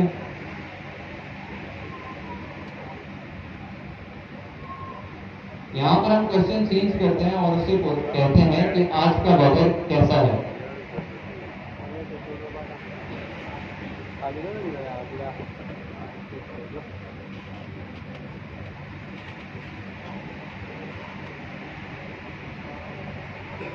इन टोक्यो, चलिए कराची कर देते हैं, कराची कॉलेज से। ठीक है, अब इस एजेंट के पास क्या है, हम शुरू से कोड देखते हैं, एक एजेंट बना हुआ है जिसका हमने नाम रखा है एजेंट, या तो फिर इसको कर सकते हैं वेदर एजेंट, कुछ भी कर सकते हैं, हम नाम कुछ भी दे सकते हैं। हमने इसे दे दिया वेदर एजेंट। उसके बाद इंस्ट्रक्शन क्या है, you are an helpful assistant, your task is to help user with its queries. यहाँ पर हम चेंज करके लिख भी सकते हैं कि वेदर क्वेरीज, कि सिर्फ और सिर्फ ये किस चीज को आपको जवाब देगा, वेदर से रिलेटेड। अगर हम यहाँ पर वेदर कर देंगे तो सिर्फ वेदर से रिलेटेड वो आंसर करेगा। हमने यहाँ पर कर दिया वेदर। ठीक है, अब इसे चला के देखते हैं और यहाँ पर मैं क्या कर दूं, फाइनल आउटपुट।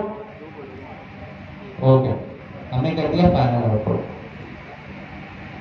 अब हम यहाँ पर आते हैं, इसको क्लियर यूवी रन, कौन सी फाइल चलाऊंगा, weather.py।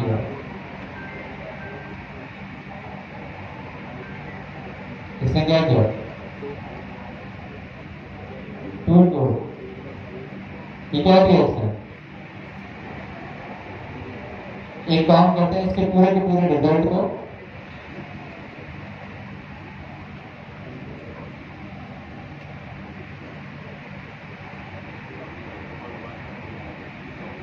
इसने हमें जेसन के फॉर्मेट में दे दिया।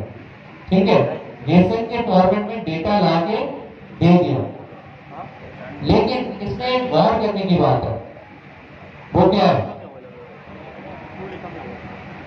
वो है डेट। हो सकता है इसके पास जो डेटा हो 2024-2/29 तक का हो, तो उसने उस डेटा को जेसन की फॉर्मेट में मुझे लाकर दे दिया। ठीक है, उसने सेल्सियस भी बता दिए, फॉर्मेट भी बता दिया, ह्यूमिडिटी और सब बता दिया, लेकिन मुझे तो आज का चाहिए। क्या मैंने इसमें लिखा है टुडे, मैंने लिखा, लेकिन उसने मुझे पुराना ला के दिया। इसको एक बार दोबारा चला के देखते हैं, हो सकता है डेट चेंज हो, क्योंकि उसके पास हिस्टोरिकल डेटा मौजूद है और वो उसके हिसाब से आपको ला के देगा। अब देखें, अक्टूबर 26, 2023, यानी कि क्या कर रहा है एलएलएम, आपको रैंडमली जो भी उसके पास प्रीवियस डेटा रखा हुआ है उसके मुताबिक आपके पास आंसर कर रहा है। लेकिन हमें प्रीवियस वाले का नहीं चाहिए, हमें आज का चाहिए, तो हम क्या करेंगे, टूल कॉल करेंगे। अब टूल कॉल में हमने देखा हमारे पास 3 तरह के टूल कॉल होते हैं, पोस्टेड होता है, एजेंट एज टूल होता है और हमारे पास फंक्शन कॉल होता है, फंक्शन टूल होता है। तो आप कौन सा यहाँ पर इस्तेमाल करेंगे, फंक्शन टूल, एग्जैक्टली। तो आप बताएं मैं यहाँ पर क्या करूं, डेकोरेटर। ठीक है, डेकोरेटर पे फंक्शन आएगा। ठीक है, अच्छा फंक्शन टूल लेके सही। अब डेकोरेटर आगे डेकोरेटर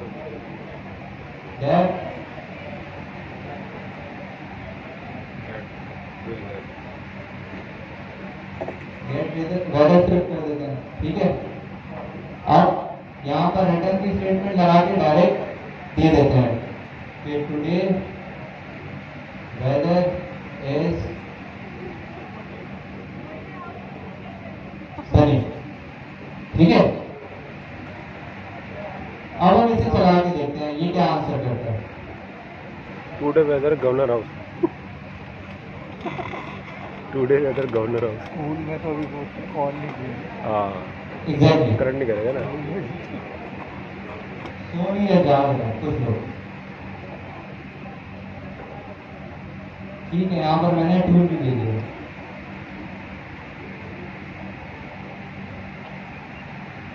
अब क्या बोल रहा है agent, I can not fulfill this request. एक बार फिर चला के देखते हैं, हो सकता है कोई मसला हो। आई can not fulfill this request, क्यों?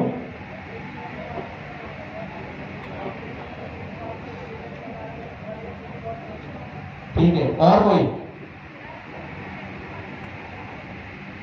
लिस्ट में वैल्यू पास करना होगा। डॉट फाइनल आउटपुट भी तो है ये मैंने रॉ रिजल्ट करवा दिया ना, तो ये जो ये आ रहा है कि I can not fulfill this request, the available tools lack the functionality to accept argument, सब बता रहा है। ठीक है, अब क्या कह रहा है ये, हमने किसी स्पेसिफिक सिटी का वेदर पूछा है, लेकिन हमने यहाँ पर जो फंक्शन बनाया है उसके अंदर किसी भी सिटी का कोई जिक्र मौजूद नहीं है। इसका मतलब क्या हुआ, हमें किसी तरह से इस फंक्शन के अंदर सिटी पास करनी पड़ेगी, तभी वो उस स्पेसिफिक सिटी का हमें वेदर बताएगा। ठीक है, उसके लिए मैं क्या कर सकता हूँ, क्या पॉसिबिलिटी हो सकती है, एज अ पैरामीटर पास कर दो। एग्जैक्टली, तो यहां पर मैं ले लेता हूं सिटी। अब यहां पर मैंने सिटी ले ली, क्या मेरा काम हो जाएगा? सॉरी, सही है। चलिए इस तरह से चला के देखते हैं पहले, फिर देखते हैं क्या होता है।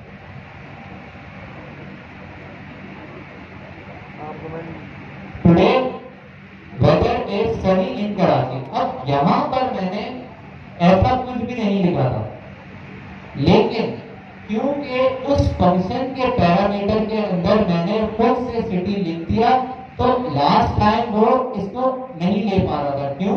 क्योंकि हम स्पेसिफिक सिटी का पूछ रहे थे और इसके अंदर कोई भी हमने सिटी नहीं दी थी, तो वो उसको as a generic tool call समझ रहा था कि कभी भी कोई भी विदाउट सिटी जब भी हमसे वेदर पूछेगा तो हम इस फंक्शन को कॉल करेंगे।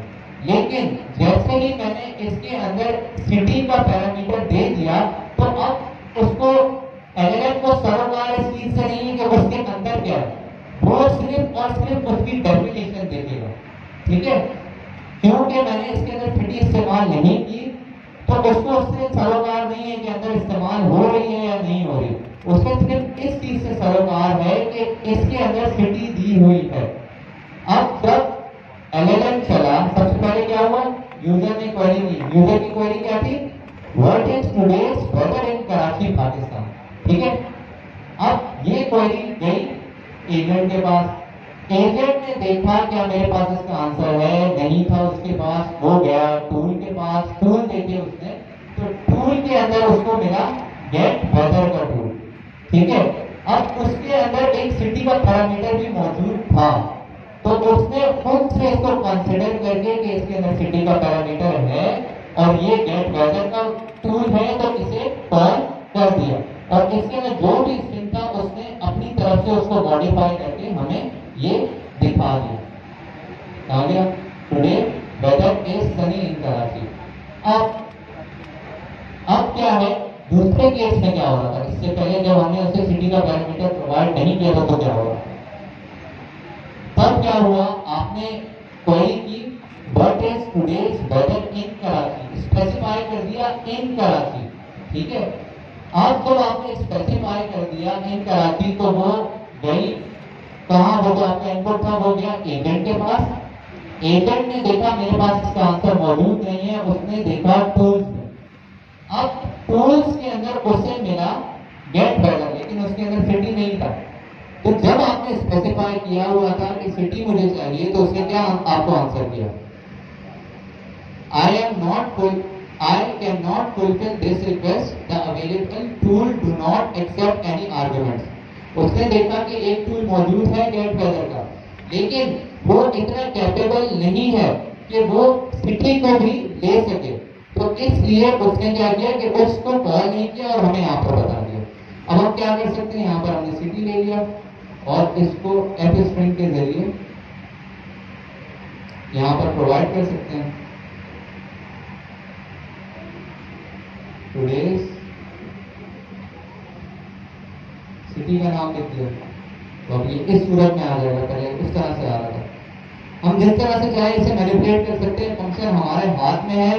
ये वाला जो फंक्शन है ये पाइथन का फंक्शन है। अब जब ये पाइथन का फंक्शन है तो यहाँ पर सिर्फ आप रिटर्न स्टेटमेंट नहीं, आप चाहें तो यहाँ पर पूरी की पूरी पाइथन लिख सकते हैं। अब इसमें आप अपनी नीड के मुताबिक, अपनी जरूरत के मुताबिक कोई भी फंक्शन जो टूल है वो बना सकते हैं और अपने एलएलएम को प्रोवाइड कर सकते हैं। अब आप चाहें तो यहाँ पर जितनी भी पाइथन है उसके अगर आपको चाहे कंप्यूटेशन करवानी है, यानी कि आपको प्लस माइनस करवाना है, आपको मल्टीप्लाई करवाना है, आपको कोई कंडीशन सेट करनी है, उसकी प्रभाव पर करना है, या फिर अभी हमने यहाँ पर क्या किया, हार्ड कोडेड किया, ठीक है। अब अगर हमें रियल टाइम चाहिए होगा तो हम उसके लिए क्या करेंगे,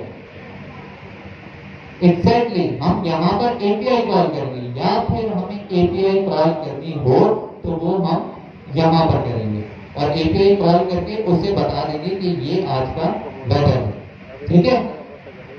चलिए अब उसको चला के देखते हैं।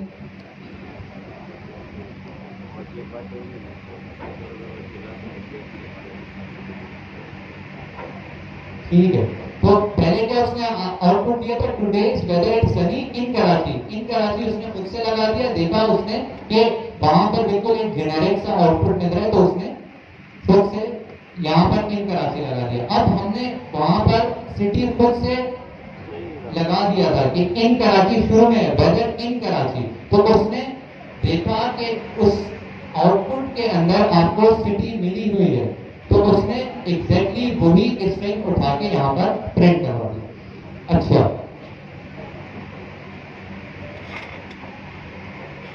यहां तक किसी का कोई सवाल?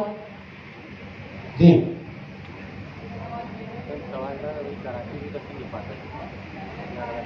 सवाल ये है कि वेदर कब सही सॉरी होगा, दोबारा यहाँ का गवर्नर हाउस का, बाहर का नहीं।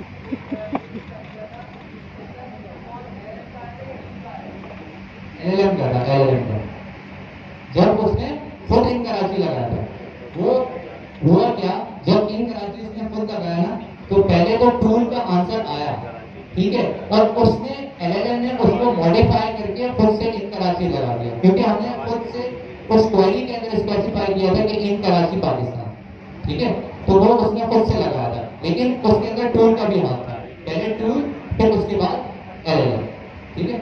और कोई सवाल? जी सर, आपने जो प्रॉम्प्ट लिखा था वो दिखाएं जरा, प्रॉम्प्ट।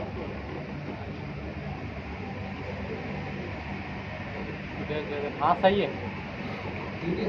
और कोई सवाल किसी को समझ नहीं आया? कितने लोगों को समझ नहीं आया? ये कौन सा सवाल? कितने लोगों को समझ आ रहा है? और जो बीच के हैं, मतलब जिनको समझ नहीं आया और आया भी, मतलब जो हाथ नहीं उठा रहे, क्या समझ नहीं आया? हम डाल सकते हैं, जो भी हमारी नीड होगी ना हम उसके हिसाब से कर देंगे, ठीक है। अगर हम चाहें तो हम इसके अंदर मल्टीपल सिटीज भी डाल सकते हैं, या फिर हम किसी मतलब कि जेनेरिक वेदर किसी कंट्री का पूछना हो तो कंट्री के लिहाज से भी कर सकते हैं, जो हमारी नीड होगी उसके हिसाब से हम कर लेंगे, ठीक है। अब इसे क्या करना है, एपीआई,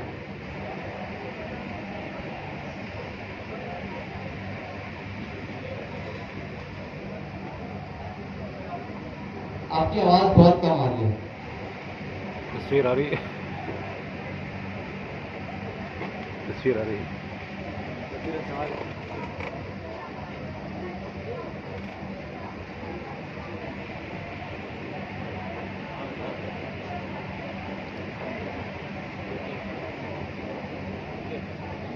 माइक होना चाहिए यार, पूरा तो नहीं मानोगे ना। अच्छा, पहले माइक था, याद है? शुरू की क्लास में माइक दिया हुआ ना, गलत सही था सिस्टम यार, आहिस्ता आहिस्ता पाकिस्तान बन अभी गया। हम जो टूल कॉलिंग कर रहे हैं ना, टूल कॉलिंग और ट्रेनिंग अलग चीज़ है।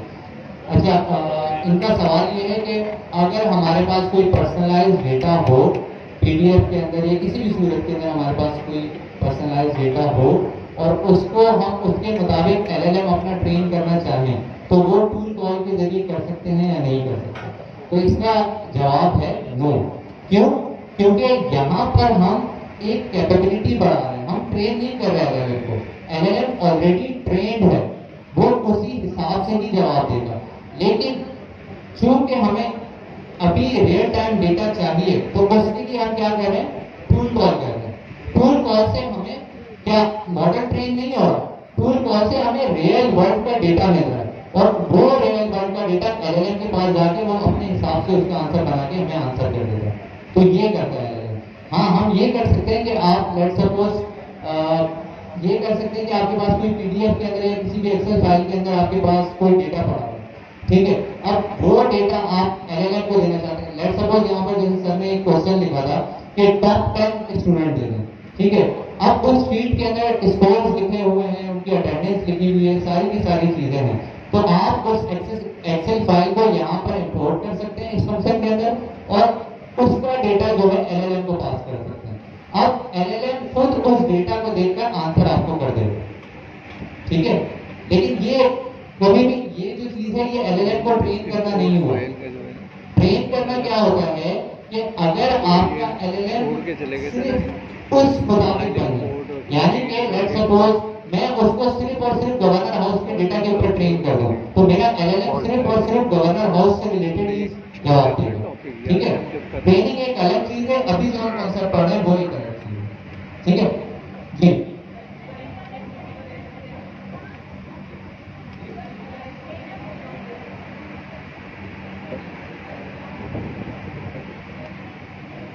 एग्जैक्टली हम डेटाबेस को यहाँ पर जिस तरह से पाइथन की एप्लीकेशन में किसी भी तरीके से हम डेटाबेस कनेक्ट करते हैं या एपीआई कॉल करते हैं, मैंने आपको कहा ना कि यहाँ पर हम पाइथन का कोड जो है पूरा का पूरा लिख सकते हैं। तो जिस तरह से भी हम डेटाबेस कनेक्ट करके चाहे तो डायरेक्ट डेटाबेस से लेते हैं, चाहे तो हम एपीआई कॉल करके डेटा लेते हैं कि आपकी किसी भी लेट सपोज आपने लास्ट टाइम कौन सी पढ़ी थी नेक्स्ट.जेएस के अंदर भी आपने एपीआई बनाना सीखी थी।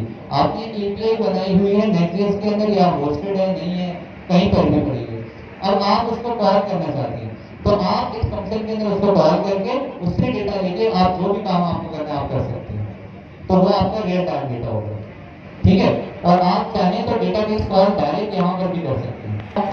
runner.run और runner.run ठीक है। runner.run क्या करता है?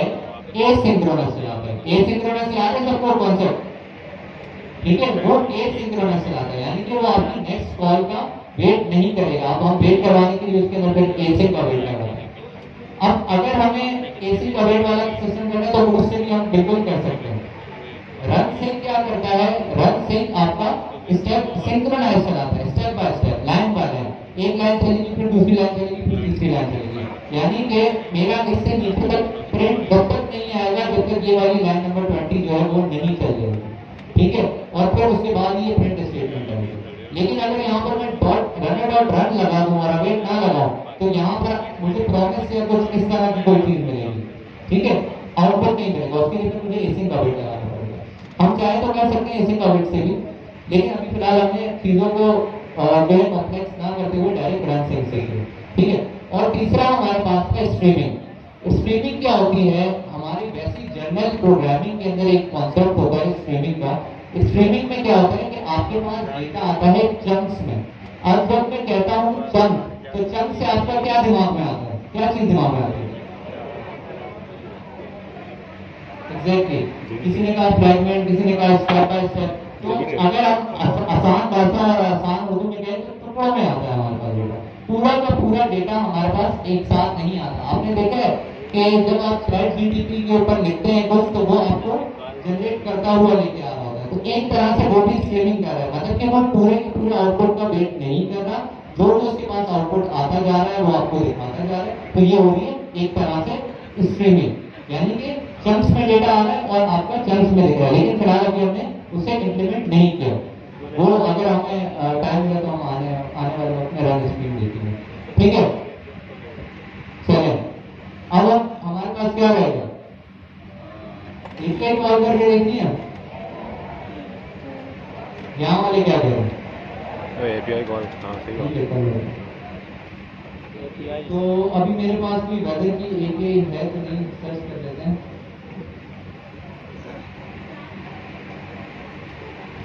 ईरान की,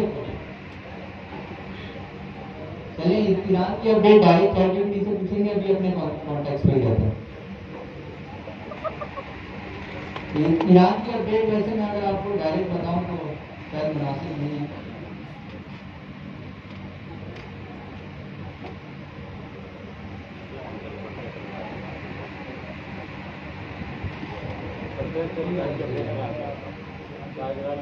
गवर्नमेंट देखी हुई है,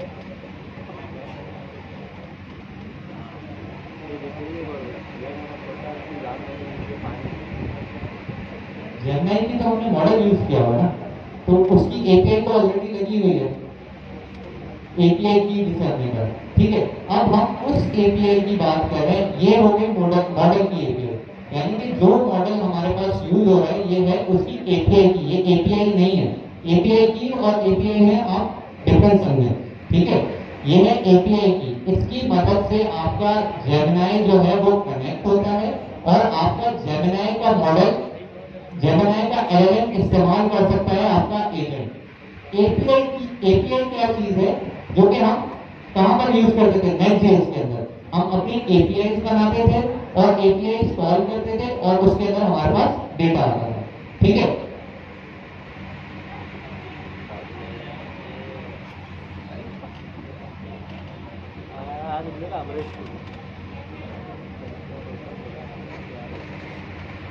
वो अगेन रियल टाइम नहीं देगा ना, रियल टाइम नहीं देगा, वो जहां तक का ट्रेन हुआ है सिर्फ वहां तक का आंसर देगा।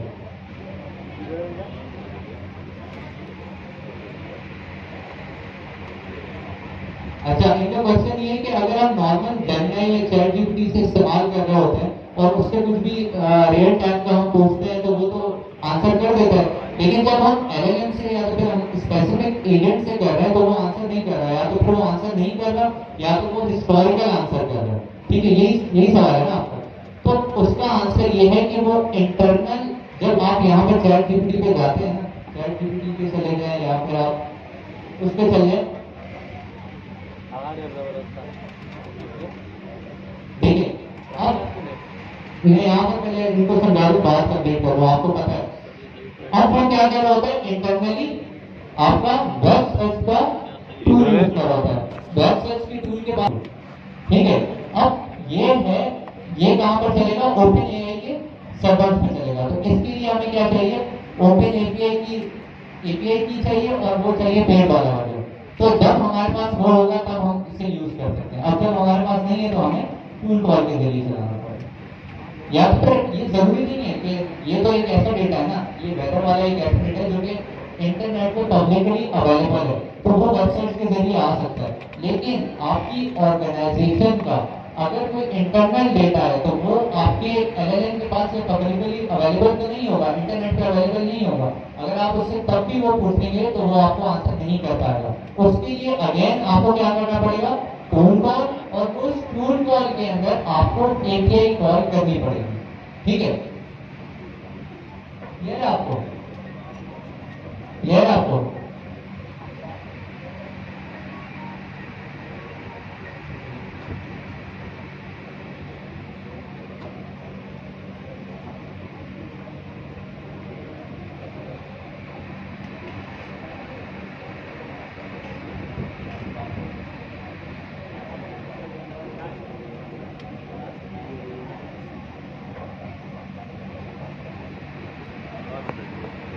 काम करते हैं हम, इतना बोलते हैं कि चैट से इस्तेमाल करके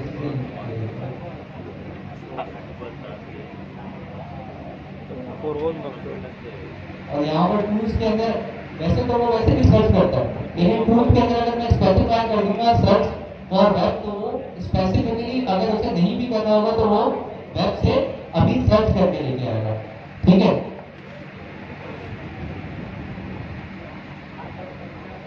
चलिए इम्प्लीमेंटेशन इसी से करवा लेते हैं, हमारे पास यहाँ पे।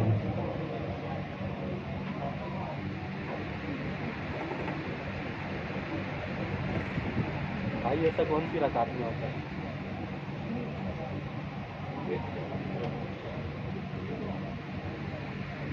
ऐसे ऐसे लॉन्गिट्यूड और कौन सी नमाज में होता है? लैटिट्यूड का।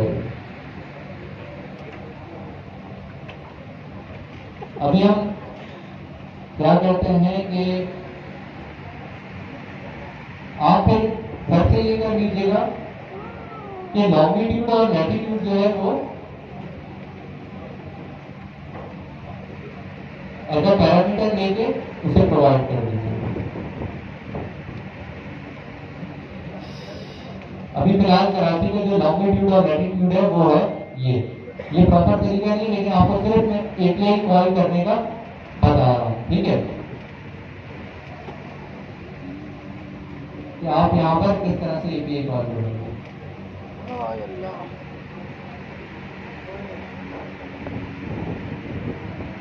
अब हम क्या करते हैं, यहाँ पर हमने एपीआई कॉल कर दी है, कोई ओपन नेटिव समथिंग करके कुछ है, उसकी एपीआई है, और वो क्या कर रही है, हमें जेसन की फॉर्मेट में रिजल्ट डाल के दे रही है, और तो इसको हम यहाँ पर हमने प्रिंट करवाया, एपीआई रिजल्ट करवा दिया। अब इसे चला के देखते हैं।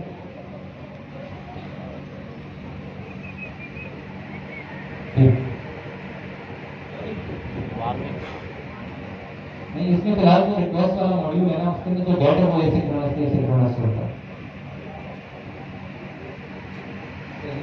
का जो है नॉट नेसेसरी।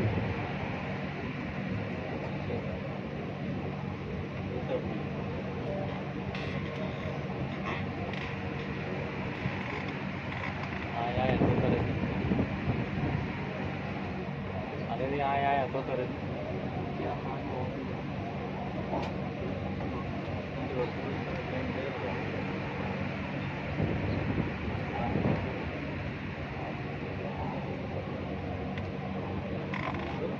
इसमें आउटपुट तो दे दिया, लेकिन इस ओटी नॉट नेसेसरी है।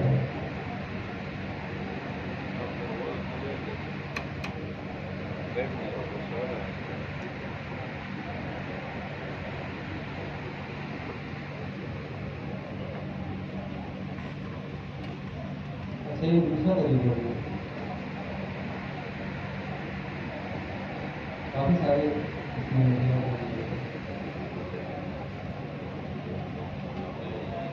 हम दूसरे वाले से इस्तेमाल करेंगे।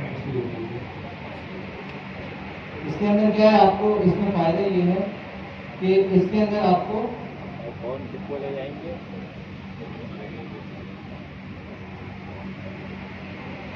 ले जाएंगे लॉन्गिट्यूड और लैटिट्यूड नहीं लेना पड़ेगा।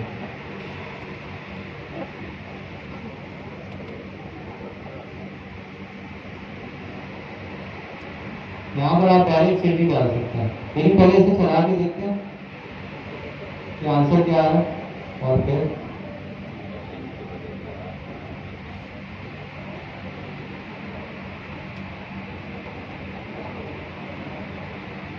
आंसर आ गया। ये तो फेक है, कोई वार्निंग या एरर है, और उसके बाद लेकिन आंसर आ रहा है, ठीक है।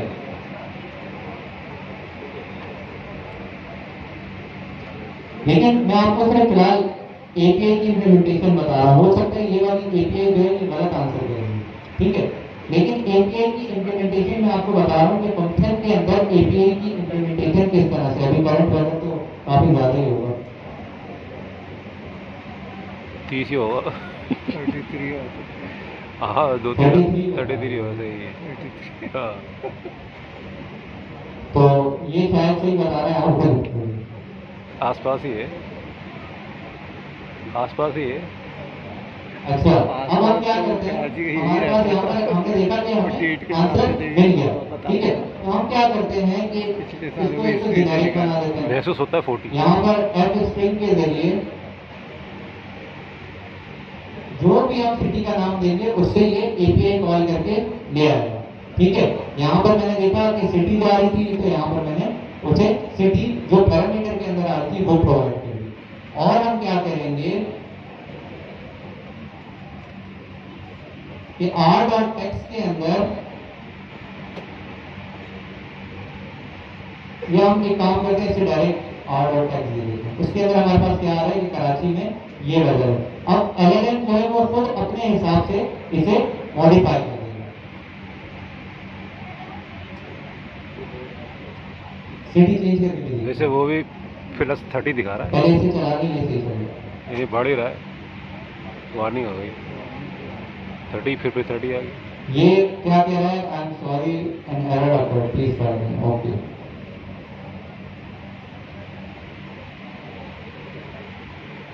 अच्छा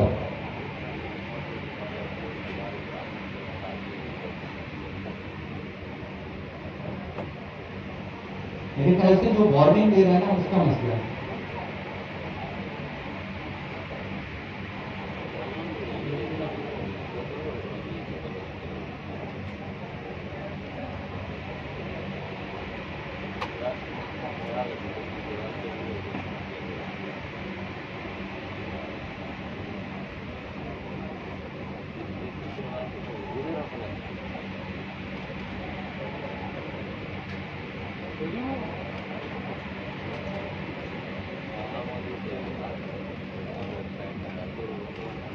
काम करते हैं एलएम वगैरह के रूम में भी जाना करते हैं और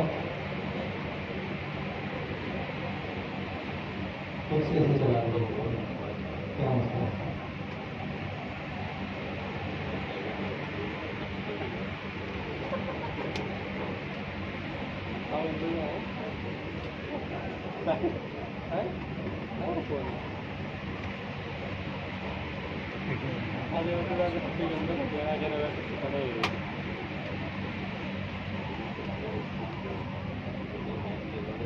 ठीक है,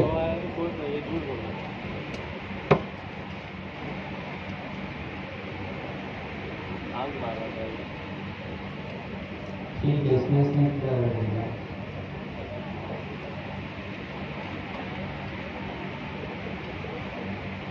ये एक्सेप्शन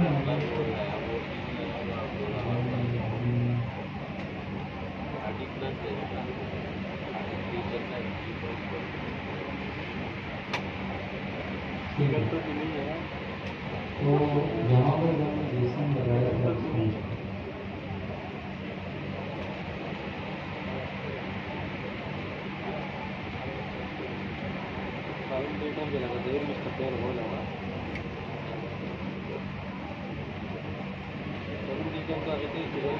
फिर वार्निंग। ठीक है, इसमें हमने दे दिया। यहाँ पर जो मैंने जेसन लगाया था तो उसका मसला था। यहाँ पर फिर इसका जो रिजल्ट है उसके अंदर कुछ उसे जेसन नहीं मिल रहा था, इसलिए मसला आ रहा था। अब हम दोबारा अपने पास यहाँ पर आते हैं। ये जो हमने कोड ऐसे बता रहे थे, ये फिलहाल वार्निंग आ रही है, इसे बाद में देख लेंगे, आप लोग देख लीजिएगा। ठीक है, ये फिलहाल वार्निंग है, इसे कोई फर्क नहीं पड़ा। और मैं ये वाले देख लेंगे, प्रिंट हुआ है इसे भी हम लोग देखते वो हैं। मैं कमेंट करेंगे। ठीक है, ताकि हमें जो आंसर है एलएलएम का डायरेक्ट वो मिले। अब यहाँ पर हुआ क्या कि गेट वेदर जो है वो कॉल हुआ। एलएलएम जब भी हम उससे वेदर पूछेंगे तो गेट वेदर कॉल होगा। गेट वेदर के पास एक सिटी आएगी, वो सिटी यहाँ पर चली जाएगी, जो भी ये हमारी एपीआई है इसके अंदर चली जाएगी और वो रिक्वेस्ट करके उस सिटी का जो करंट डेटा होगा उसके मुताबिक वो ले आएगा। वो ला के क्या करेगा, जो भी होगा आर डॉट एक्स को लेट्स सपोज अभी हम अनकमेंट कर देते हैं। ठीक है, कि हमें उसने क्या आउटपुट किया वो हमें पता चल जाएगा। अब जैसे ही वो आउटपुट हमारे पास आ जाएगा तो वो वाला आउटपुट वो दे देगा एलएलएम को। एलएलएम अपने हिसाब से डिफाइन करके सब चीजें करके आपको आउटपुट बता देगा। अब हम इसे करके चेक करते हैं दोबारा से।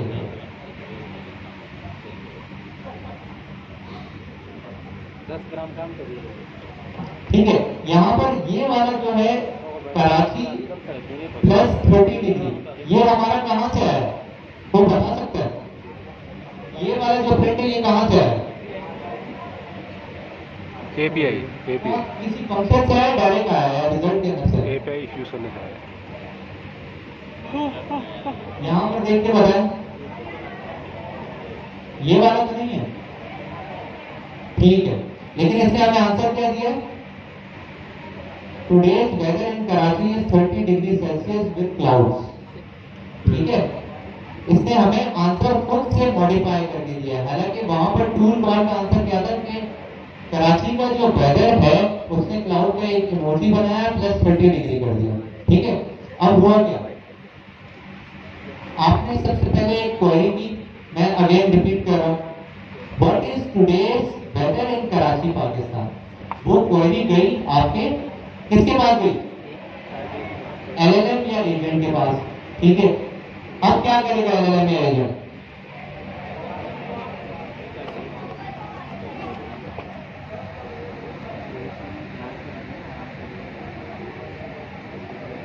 एग्जैक्टली वो चेक करेगा कि और उसके पास आंसर मौजूद है या नहीं है।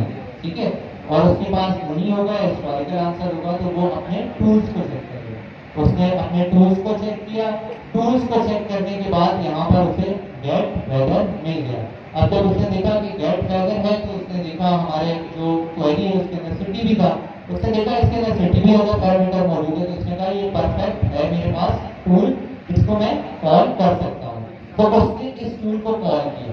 अब जब ये टूल कॉल हुआ तो इंटरनली हमने यहाँ पर इसे लिखा हुआ था कि एक रिक्वेस्ट करो, कौन सी रिक्वेस्ट करो? गेट की रिक्वेस्ट करो, और उसके अंदर जो भी आपका सिटी का जो भी पैरामीटर यहाँ पर आ रहा है वो यहाँ पर दे दो। अब एलएलएम खुद से उस क्वेरी के अंदर से सिटी निकाल कर एज अ पैरामीटर इस फंक्शन के अंदर प्रोवाइड कर रहा है। अब जब उसने प्रोवाइड कर दिया तो यहाँ पर कराची चला गया। ठीक है, कराची चला गया तो यहाँ पर हमारे पास आंसर आया क्या? कराची क्लाउड प्लस 30 डिग्री, तो वो ये आंसर।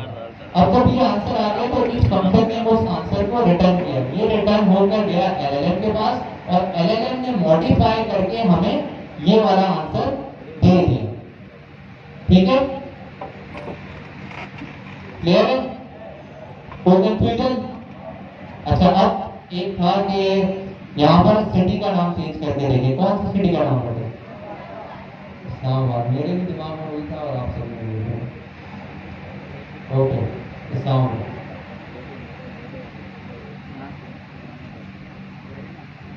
इस्लामाबाद का आएगी, मैंने स्पेलिंग नोट की, मोस्ट प्रोबेबली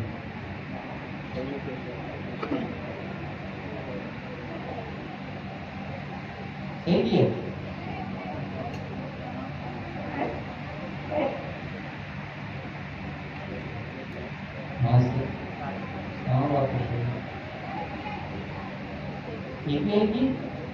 एक की के अंदर चेंज करने की जरूरत नहीं है ना। देखिए, अभी मैंने आपको समझाया कि गेट वेदर के अंदर सिटी मैंने एज अ पैरामीटर लिया, और यहाँ पर डायरेक्ट वो सिटी पास कर दिया। यहाँ पर हम उस सिटी को प्रिंट करवा के भी चेक कर लेते हैं। वहां से हमने चेंज कर दिया ना, इस्लामाबाद कर दिया ये।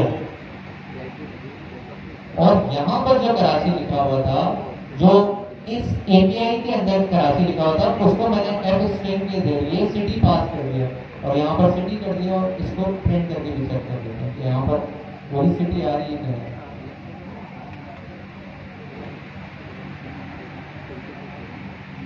ठीक है,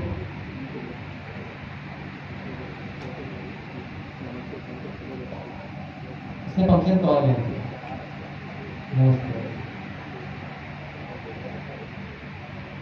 ओके, हम सिटी का नाम चेंज करके देते, कोई और सिटी का नाम कर देते, लाहौर।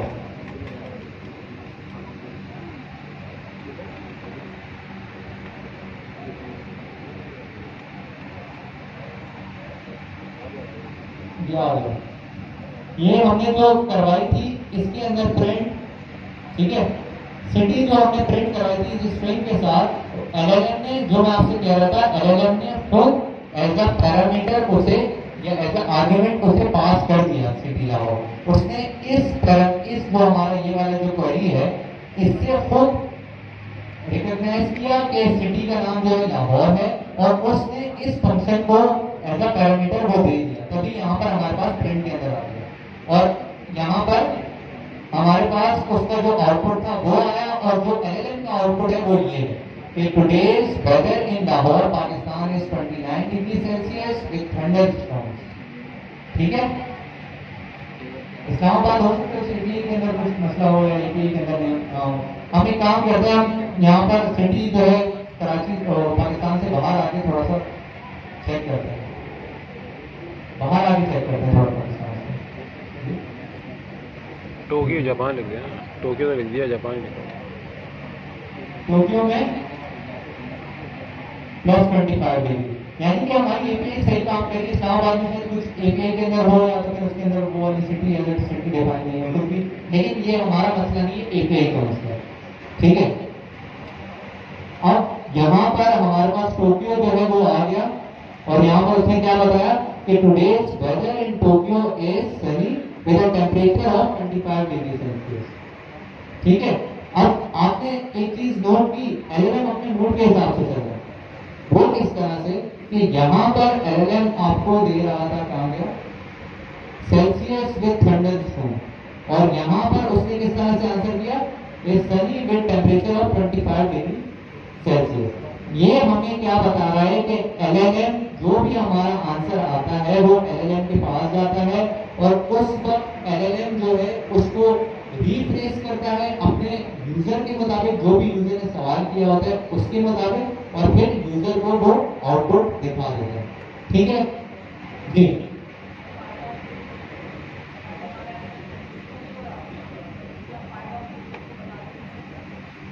पैराडॉक्स इसकी हम बाद में बात करते हैं, अभी यहाँ पर मुनासिब नहीं बात करें।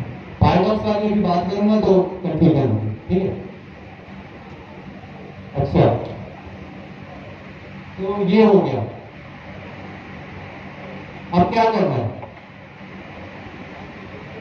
15 पूरा करता और फिर क्या करता, उस डेटा को यहाँ पर रिटर्न कर देता। तो वो डेटा जो है एलएलएम के पास चला जाता, उसके मुताबिक वो उस डेटा का आंसर कर देता, ठीक है। और कोई सवाल? सही, किसके लिए होता लिंक्डइन? लिंक्डइन सबसे बेस्ट है। और देखिए, अगर आपको भी अप्लाई करना है, आप किस पे कर सकते हैं, पाइथन वगैरह पे कर सकते हैं, आपने जो पहले पढ़ा है उस स्टैक के ऊपर कर सकते हैं, ठीक है। आप चाहें, अगर आपको अपॉर्चुनिटी मिल रही है, अच्छी बात है, बहुत अच्छी बात है कि अगर आपको इस तरह की अपॉर्चुनिटी मिल रही है। सबसे पहले आपका अप्लाई करने का इंटर्नशिप का बेस्ट तरीका जो है वो लिंक्डइन है। लिंक्डइन के ऊपर जाके एक तो आप जॉब सेक्शन के अंदर आप सर्च करेंगे, ठीक है, वहां से फिल्टर आउट करके वो कर देंगे। प्लस आपको जब भी आप किसी भी पोजीशन के ऊपर अप्लाई कर रहे हैं, वहां पर नीचे आपने देखा होगा रिक्रूटर भी बता रहा है, ये रिक्रूटर है, ठीक है। आपने उसको कनेक्ट करना है, एक अच्छा सा प्यारा सा मैसेज बनाना है, मैसेज बना के उसे सेंड करना है कि मैंने ये किया और मेरी ये चीजें हैं, उसे सेंड करके आप जब पर्सनलाइज करके आप उसे बताएंगे तो हो सकता है वो आपको थोड़ा सा जल्दी कंसिडर करें। और उससे रिलेटेड जो भी लोग हैं उनसे रीच आउट करें। मतलब कि लेट्स सपोज आपका एक कंपनी का टारगेट है, फिलहाल तो नहीं था, लेकिन लेट्स सपोज आपको माइक्रोसॉफ्ट का टारगेट है, ठीक है, तो आप माइक्रोसॉफ्ट वाले बंदों को आप अपने पास कनेक्ट करेंगे, उनसे अगर आपको रेफरेंस चाहिए होगा तो आप रेफरेंस भी देंगे। और अगर आपने कोई पोजीशन पे अप्लाई किया होगा तो उसका जो मैनेजर है या फिर जो भी रिक्रूटर है उसको एक पर्सनलाइज मैसेज बना के आप सेंड करेंगे कि मैंने इस पोजीशन के ऊपर अप्लाई किया, ये मेरी क्वालिफिकेशन है। और जब बहुत ज़्यादा लंबा थोड़ा सा उसके अंदर, और चैटजीपीटी तो सब यूज ही करते हैं, आप उसको बता देंगे सारी इन्फॉर्मेशन तो वो एक अच्छी तरीके से आपको बना के दे देगा। तो इस तरह से थोड़ा सा कॉस्ट है, थोड़ा सा बंदा फिल्टर आउट हो जाएगा। अच्छा, अब हम आते हैं, ये आपको टॉपिक कवर हो गया कौन सा, फंक्शन टूल कॉलिंग के अंदर स्पेसिफिकली फंक्शन टूल कॉलिंग, ठीक है, या फंक्शन कॉलिंग आपका ये वाला टॉपिक अभी हो गया। अब इससे रिलेटेड आप क्या कर सकते हैं, एक तो आप इसी तरह से इसको इम्प्लीमेंट करके आप चेक करेंगे घर पे जाकर, ठीक है, ये बटन वाला जो भी है आप इसको इम्प्लीमेंट करेंगे। फिर क्या करेंगे, आप चाहें तो इसको मजीद अपनी प्रैक्टिस के लिए, वो मेरी तरफ से असाइनमेंट नहीं है, लेकिन आप अपनी प्रैक्टिस के लिए लैटिट्यूड और लॉन्गिट्यूड वाला भी कर सकते हैं, ठीक है। कि आप पहले क्या करेंगे, दो आपके पास आ जाएंगे अलग अलग आपके टूल्स, एक जो है वो सिटी के नाम से लैटिट्यूड और लॉन्गिट्यूड किसी तरीके से लेकर निकाल के लेके आ रहा होगा, और दूसरा क्या करेगा कि वो उस फंक्शन को पास करेगा नेक्स्ट फंक्शन को, ठीक है, नेक्स्ट फंक्शन को लैटिट्यूड और लॉन्गिट्यूड पास करेगा, उसके जरिए आपको बटन ला के दे देगा। ये लेकिन ऑफिशियल अनाउंसमेंट अनाउंसमेंट में कह रहा हूँ कि असाइनमेंट नहीं है। ऑफिशियल अनाउंसमेंट और असाइनमेंट जो भी है वो ये है कि आपको क्या करना है, need to implement crypto currency API. ठीक है, क्रिप्टो करेंसी की एपीआई इम्प्लीमेंट करिए, उससे रियल टाइम डेटा लेके आना है। हमने यहाँ पर जो किया, हम अगेन जो शुरू में बात करते हैं रियल टाइम, तो हमने अभी जो ये काम किया है इससे हमारे पास एग्जैक्टली रियल टाइम डेटा आया है। ठीक है, सॉरी क्या लगा है?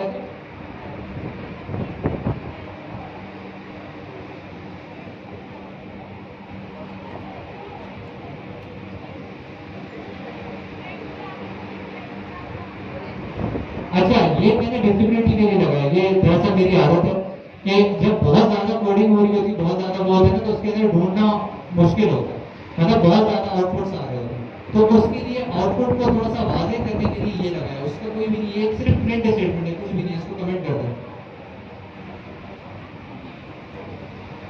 ये सिर्फ विजिबिलिटी के लिए लगाया, इसको आप हटा भी दें तो कोई फर्क नहीं पड़ता। जी, यहाँ से कोई कुछ कह रहा था। जी, होमवर्क है आपका कि आपको क्रिप्टो करेंसी की एपीआई इंप्लीमेंट करनी है। क्रिप्टो करेंसी की एपीआई आपको प्रोवाइड कर दी जाएगी अनाउंसमेंट सेक्शन के अंदर।